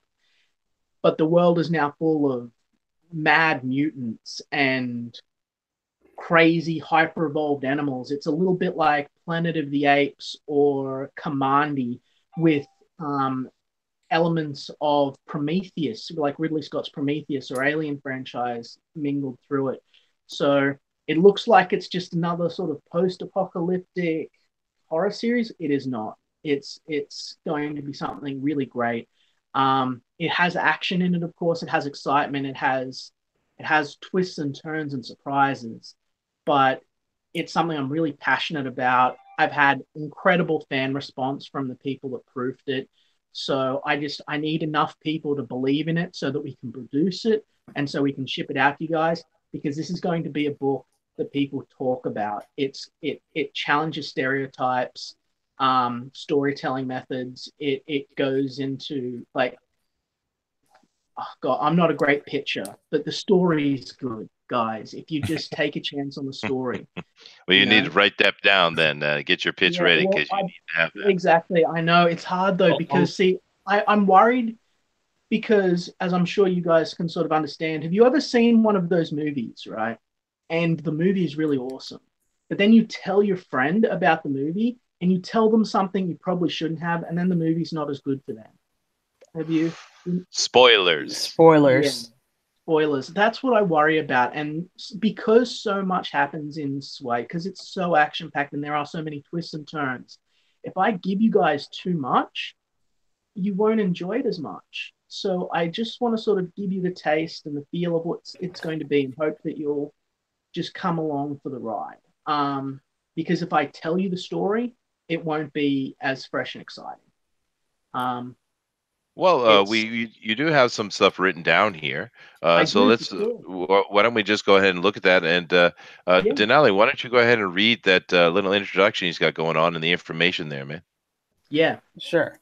So let me see the overview. Where what if one day you woke up only to No, discover. it's on the screen right now. In an effort to maintain.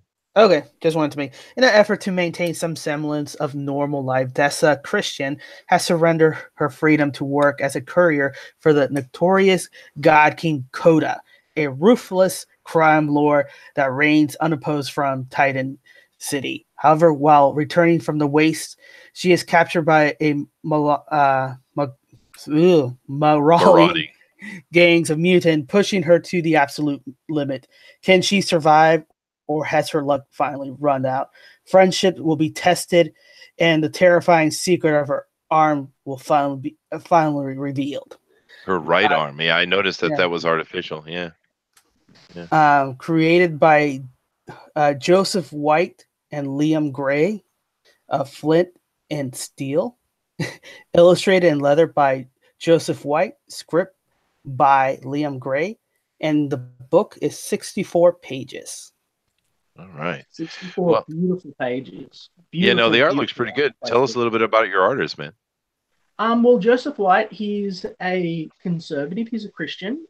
He's very talented. He's been out of comics for a while. He's just coming back to it now. And I mean, I don't want to reveal too much about the guy. He'll have his chance in the sun, but he's a very good guy. Like, he's easy to get along with. He's very personable. He's got a rich lived experience. And his art is amazing. Each page is better than the last. I'm watching him. I've got about 5 more pages in this that we aren't showing yet, because we want to pad things out a bit. But he's getting better every single day. He's an incredible guy. And the stuff that he draws is just you just look at it, he puts so much into the background that you wouldn't know. You want a little bit of insider secrets. Somewhere in here is Pride Rock. Those little things, those little details that he sort of just includes just for the fun of it, like little spoiler things, so that when you go through the book again, I wanted something that when you go through it the first time, you're like, oh, that was a really great story. But then you can go through it again, or your friend might be going through it and they might see things or find things that you never did the first time, so you've got a reason to go back and check it again. Because I always found that to be fun, little Easter eggs. Yeah, no, those are always fun. Yeah. And I looking over here at some of your perks, we have for $150, you can get a guest appearance in the book. Now that means that you're actually going to take the person who spends that money and make them a character in the book. They will not be a character in the book, but they will appear within the book. I see. Simply because of the way the narration goes. They will be immortalized in a way that will be, I think they will find quite interesting. So. All right. You got a sketch cover variant here, and that's simply a variant cover, I'm assuming? Yep. He was really excited to do that. Actually, he wanted to do some sketch covers. We saw that on Knuckle Bomb, and he loved it. So we thought, all right, we'll do it. Awesome. You get 2 copies, and you get the PDF and the physical, and then just the standard here as well as PDF. I'm really glad you're making PDFs available. By the way, I think that's something everyone should do. So for $25, you can get Sway. Now, you guys have any questions for Liam regarding Sway? We got the creator right here with us. Maybe Booster has something to say. He always has something to say. And he's from the same area of the world as you as well. Well, it looks all right for something created by a disgusting Aussie, but no, the art's actually looking fantastic, dude. And it's really cool to see you getting out there, bro. Yeah, Thanks. absolutely, man. And I really do believe in this, guys. I know that there's some people that feel that the launch wasn't quite strong enough. I feel that that's more of a problem with my marketing, okay, and not the quality of the product of the book. That's why I'm really counting on you guys to ask questions if you want to know something, or sort of let us know what you want to know, because I want to give as much information as I can. So, how far are you along? You and the artist are along the book. I see there's some color pages that you're done. I finished. I rewrote this 3 times before it went to print. That's why I was so late coming to the game, my friend, because I didn't want to just bring another story that was like, oh look, hey, I want to be in Comicsgate. I wanted to bring something that people are going to read and they're going to go, oh wow, whoa, okay. And that's what this is. This is some of my best work. Everyone I showed it to loved it. And well, except for one guy, he had a few little criticisms, and I made a few minor adjustments for him. But the feedback I got back from my test readers was very, very strong. And I want this to just sort of to blow away people in the industry. I want people in the mainstream to look at this and go, "Oh shit," you know. Like, oh, sorry. Oh, there you go again. Swear jar. Ding. No, Ding. no. One. There we go. I'm getting better though. But my artist is a little bit over 10 pages. We're going to have him take a break tonight from doing from 11 and on, just for tonight, because there have been some people that have requested in DMs that we upload character pictures so they can see the characters in the book. We're hoping that that'll spark some more interest in in people to see who and what's in, because the first 5 pages are very much just an action chase scene with this girl, So he's going to do that. We should have the letters up soon too for the other pages. It's just we wanted to sort of stagger them a little bit before we released it all at once. Oh, that's cool, man. I got a question from the chat for you. Are you ready? Yeah. This is from Hoth Rebel 86. He says, "Please ask Liam if he's a fan of George Lucas, and will Liam's book have any fun characters for us, Jar Jar or Rose Tico enthusiasts?" Oh gosh, I wish I had a thought of that. The closest is Scrap, who is Lisa want to be in your book, Liam. And he is not quite that obnoxious. But not really, I'm sorry to say. But I am a fan of George Lucas. I think that he's gotten a bad rap and has lost his way as an artist a little bit, but he created a lot of great things. He did. No Tico though. But now that we've said it, there's another 45, 50 or so pages or whatever to go. So there might be a little bit of Tico love in there somewhere. No, you don't have to do that. It's not necessary. We'll see. What you don't have to accommodate Hoth Rebel 86. I love Hoth Rebel 86. He took the time. We all out love Hoth Rebel. That's true. He took his time out of his day to be here as part of FanSpeak to ask me a question. Absolutely. He's also one of the few people that hasn't changed their name to Pope today, so that's true. Now he's going to. Now he's going to be Hope. Now he's going to. Kronos Chiron says it's good to see some sci-fi. I agree. Yes. Yeah. I don't know what people changed their name to Pope today, but how dare they? How dare they? Bring in the thunder. You could have as many popes as you want, but I'm still the one true one. The one fake Pope. Yep, we know. Yeah. We should just change the show to Pope Speak and get it over with. Yeah, okay, thank you very much. We won't do that. So, Doom, do you have a question here for Liam since we got him all? Not really. I think I was your first backer, and I'm just kind of enjoying what I'm getting and just kind of enjoying the surprise as you go. Yeah, well, that's what we want to do. We want to give you guys something like I said, it's part of a 3-part saga. It's going to be called Rain, Hail, and Shine. And the series is very much about the nature of evil, and I probably have just said too much there. But as Comicsgaters, though, this is some of the feedback I got from one of my proofreaders, right? So this is something that I think that I can share a bit. They were impressed with how much they could relate to the main character, as she felt like, as a comic skater, as people we all sort of experience, the main character is very much someone that's in a world of weirdos that's trying to control their life and how they react to that.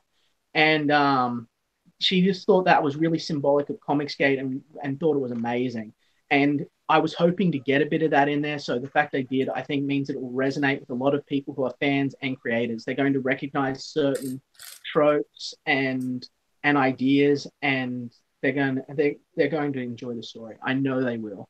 This isn't just laser guns and space monsters. That's just cool trappings on the side, you know? Like, Absolutely. All right, cool. And Cool. Liam, Excellent. so kind of like how the other artists kind of do their pitch and they say, kind of for like said Red Rooster, it's like a Norman Rockwell meets Cthulhu kind of deal, or that's like the futurist kind of deal. How would you if you were doing your pitch, how would you describe your book? I would say it's Ridley Scott's Prometheus meets Commandy Last Boy on Earth. Mm. Okay. All right. Seven That's flat that's cool.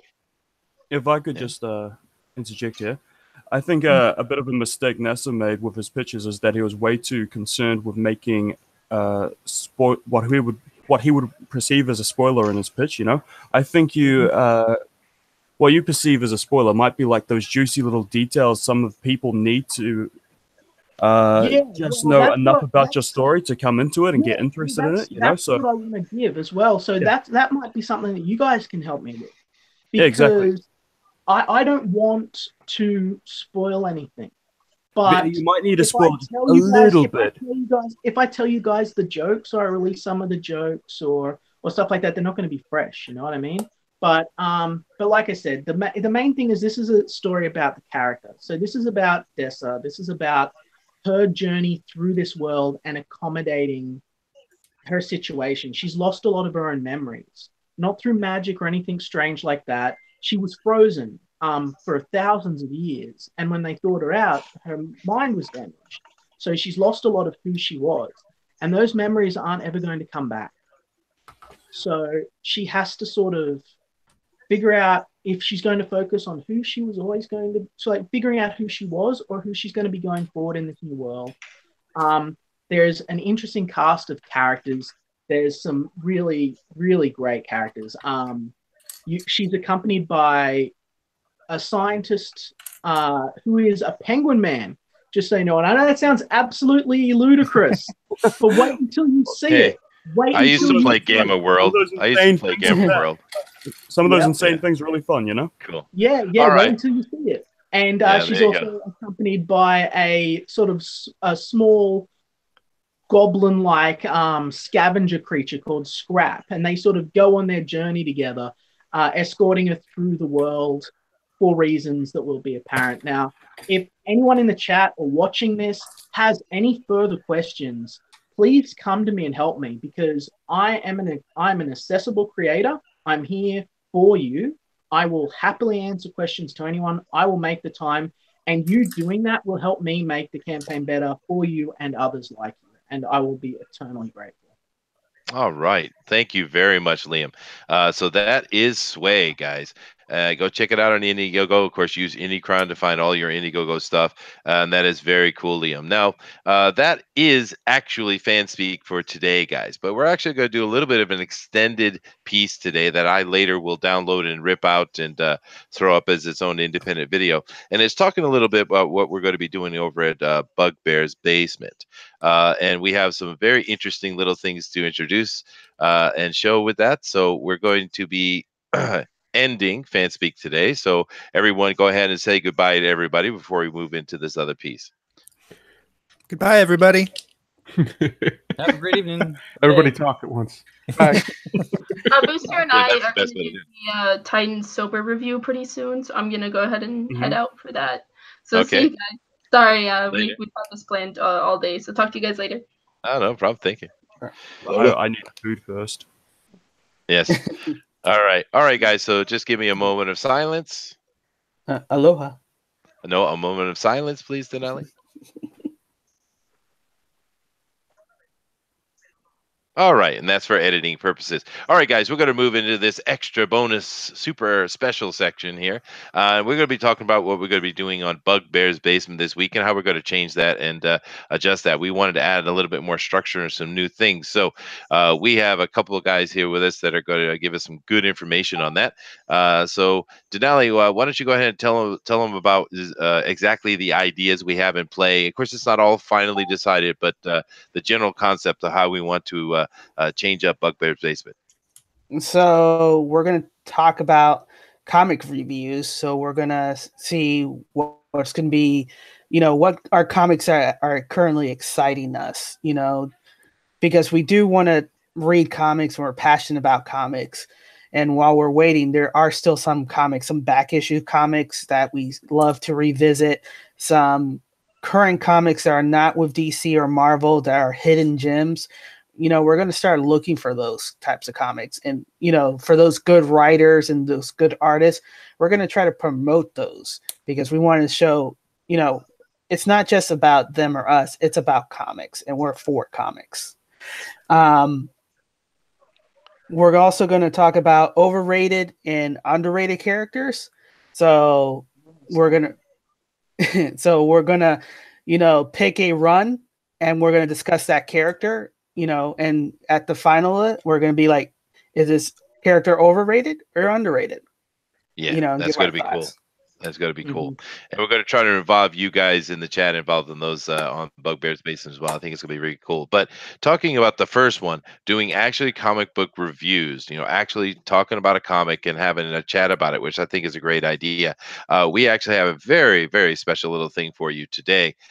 So I'm going to go ahead and let Mr. DeWolf take this from here on, and he's got to introduce something cool to us. Why don't you go ahead? All right. Well, hey, first off, I've got to introduce the special reviewer that we're going to have. And for just because of the last show that we did, this is going to be Pope Dazzler. And she's going to give us a review. More popes. That's right. All right. So here we go. We got my daughter here. And what happened was maybe I should let her speak about how she was introduced to this particular character of Dazzler. Okay, so do I just talk? Is that it? Talk, yes. Yeah. Speak up. I was introduced to Dazzler while Daw was looking through his old comics. And so he read me one, I think it was like Guardians of the Galaxy or something. And so eventually I took his. You saw it, right? Yeah, I saw it. And what caught your attention? Roller skates. Roller skates. Roller skates. Okay. And so I took this comic and I was reading it on the couch, and Daw walked by and I was like, I'm sorry. And he was like, it's okay, you can read it. And so I read it and I really liked it. I thought Dazzler was amazing, and I still think Dazzler is amazing. So yeah. So then what happened was I said I'm going to get some back issues because Dazzler intrigued Emma so much. This is Dazzler number 9. She goes to Project Pegasus. Project Pegasus happens to have a chief security officer with the name of Quasar. It's just one of the most amazing characters that there is. Yes. Except for Dazzler, for my little Dazzler here.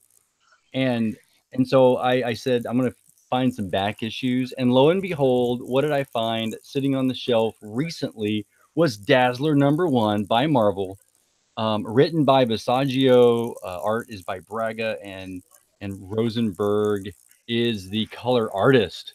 So here we go. I said, hey, my little Dazzler, here it is. Why don't you read through this and tell me what you think about current Marvel comics? Give us a review, and you can compare it to the old Dazzler number 9 that came out. So what was your first impression on the new Dazzler? That she was a full-on pop star, and she did not have that she was just and So there's a lot of expressions there that we can't actually get across. Yeah. They weren't good expressions, I don't think. No, not really. I didn't like her hair. But then I opened the book and I saw that her hair wasn't shaved in the actual comics. So yeah. Right. And is a picture of her. And what about the story? How does the story develop? I don't know what they were trying to do with the story. What happened actually, spoilers. What happened, if you haven't read it, I don't know if you want to read it or not. Anywho. Spoil away. So what happens is there are these people and they don't like the Inhumans. And so these Inhumans are going to these places with, what are they called? Mutants? Are they mutants? Are they called mutants? They are musical reviews. They're going to concerts. Yeah, they're going to concerts. And so these people show up and they don't like Inhumans. And so Dazzler is like, just don't what is she like? She's like, she beats them up. And and then so it's mutants. It's mutants that don't like the Inhumans. It's mutants that don't like the Inhumans. What was it? What did you tell me that? I thought that it was kind of racist. Oh, it's kind of racist. I thought it was kind of racist. And they were going to protest the concert. And the more she sang, the more they showed up, and like she's signing autographs in one of the things, and the people show up and they're like, "Hey, don't stop doing stuff." And where are they? Where's the scene? I don't see it, but whatever. Right here. Oh, okay. Right there. They are telling her to stop doing this and stuff. Then after she doesn't. And then so what happens is in the end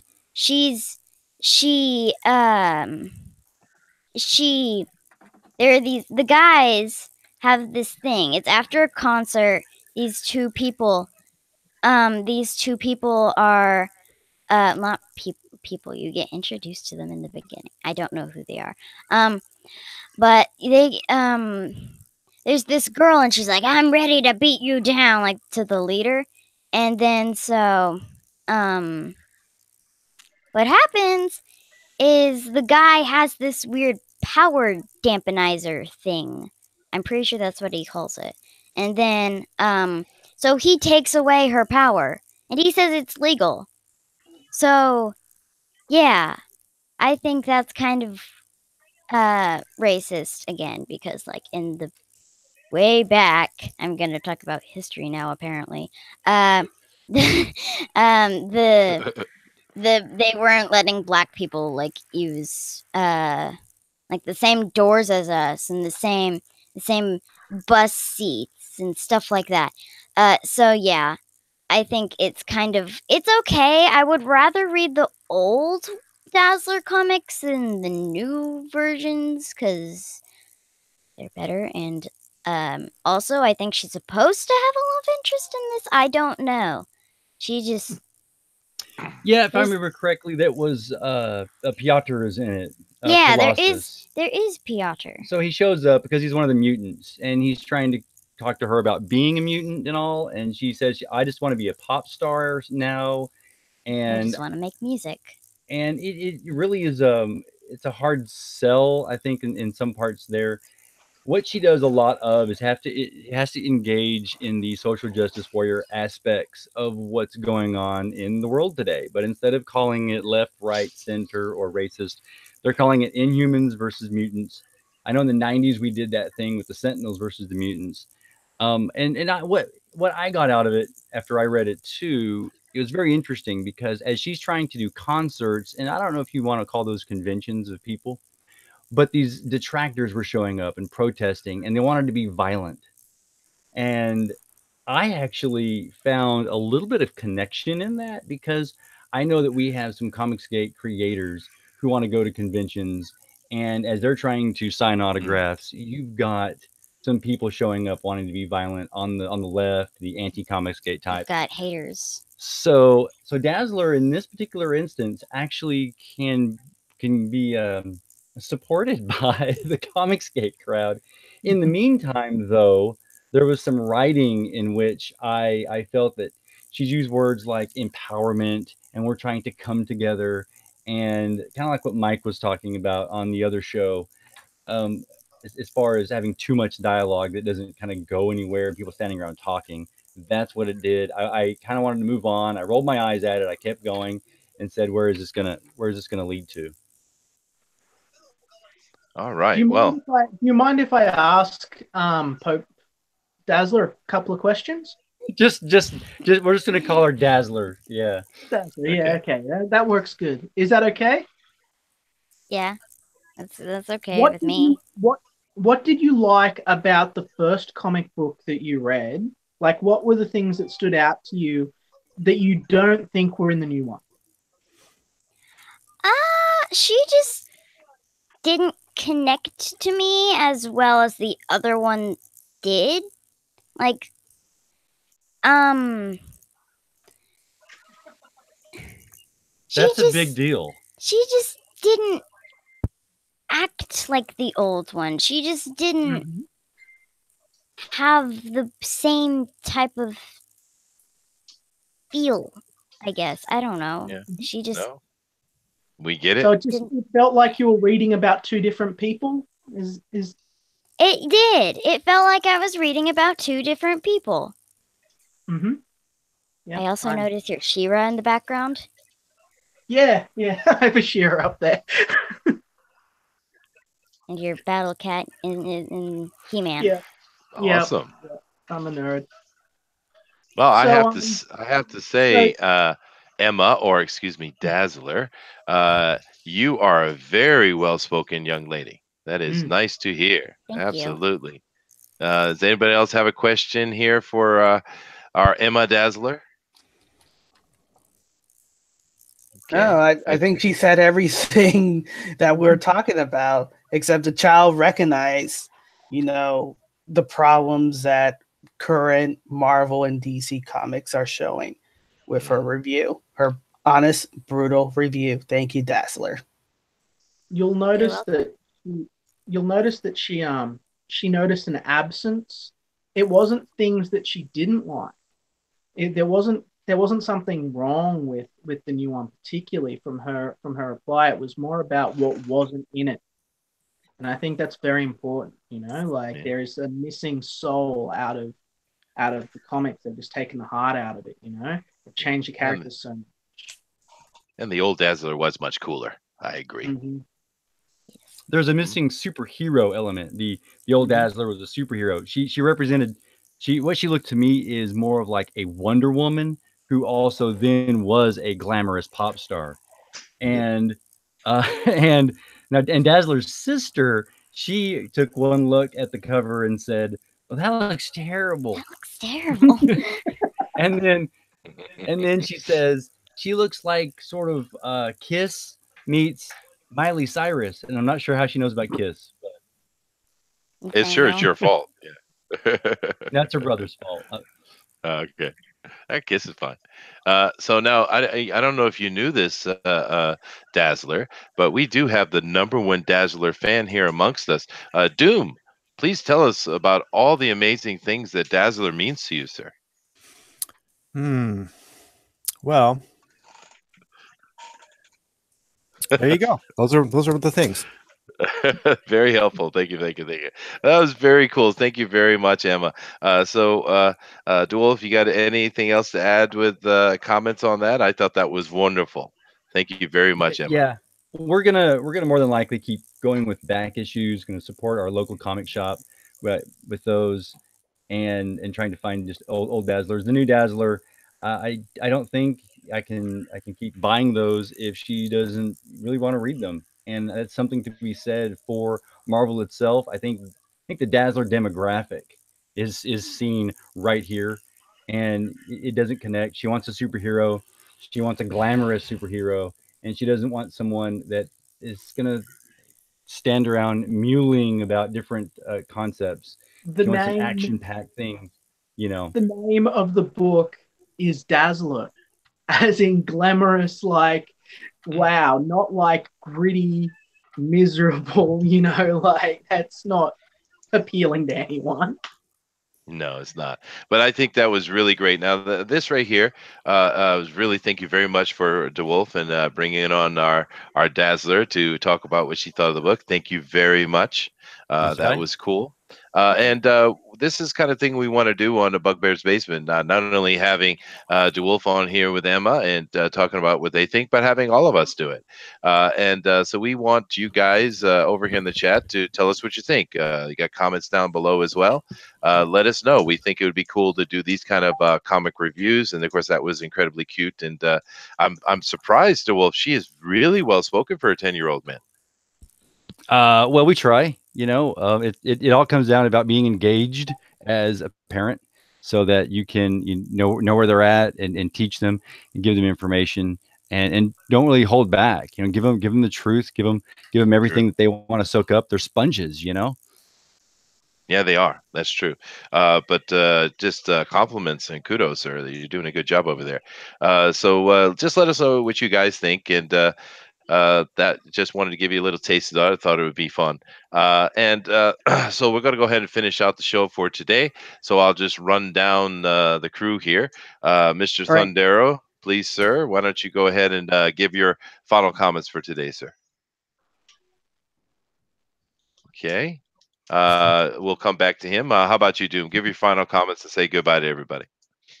Just a pleasure to talk and listen to everybody. And I think Pope Dazzler might actually be smarter than I am, so that's kind of freaky.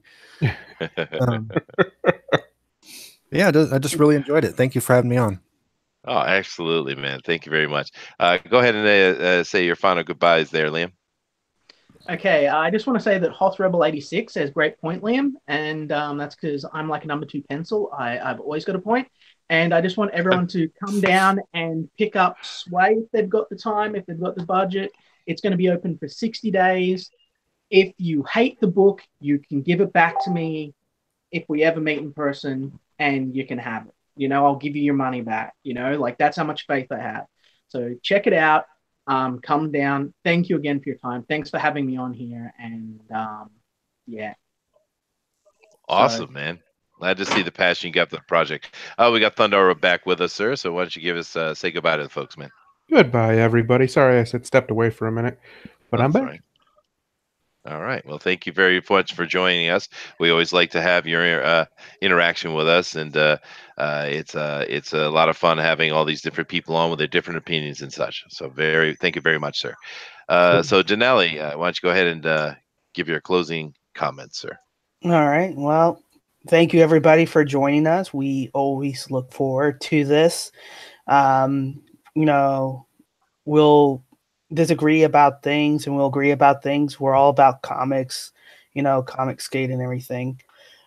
I know we feel like sometimes we can outgrow labels, but at the heart of things, regardless what they call us, regardless what we call ourselves, we generally love comics. We generally love good story. We generally want to pass these stories, these myths to our children, as you saw right now.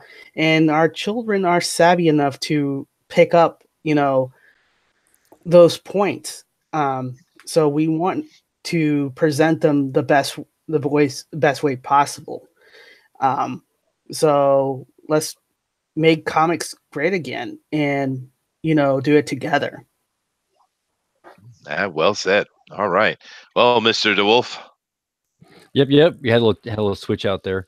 I really tried not to influence her opinion. She obviously has a little bit of my opinions and things because she hears about me talk about the world at large. And I just let her sit down, read through it, get her own earnest reaction. And then afterwards, we did have a few little things. We talked about it. And then I said, so I guess the big question is, do you want another one of these new ones? And she just kind of made this bad face, kind of shook her head no, maybe, but it really wasn't a positive reaction. And it just tells you where we're at today. I keep hearing about getting new readers into comics, and you get comics into their hands when they're young, and you get readers and they become buyers, and it becomes a lifelong thing, and the industry continues going, and that's something to do. We can all try to do this. Alterna Ween wants to get all those comics into kids' hands, into their trick or treat bags, and so it just once again shows where comics are at, where she is at in her reading potential of being able to read this stuff and just say, hey, I want a superhero. I don't want a super justice warrior instead that she can connect with. So all you creators out there, keep working on your heroes that can connect to kids, connect to girls. We all want to see them. Thank you. Well, the original, thank you very much. And the original Dazzler was created for young girls. It's too bad that they have forgotten that in these days. But thank you all very much for coming, and we appreciate all you guys subbing to the channel, liking our videos, and joining us here every day when we do the comic news today, and when we do our FanSpeak in Bugbear's Basement as well. We really appreciate it, and just remember, you can get involved too. You can come up here and talk with us and give your opinions. You're more than welcome. Just go to the FanSpeak page and tell us, put you on the show. That's what we want. But thank you all very much for today. Don't forget to like and hit the subscribe button, as I just mentioned, and go to the FanSpeak page and get involved. And we will see you for Comics News today, tomorrow. And of course, we have Bugbear's Basement coming with a new format. So thank you all very much, and later. Aloha. Bye, everyone. Bye.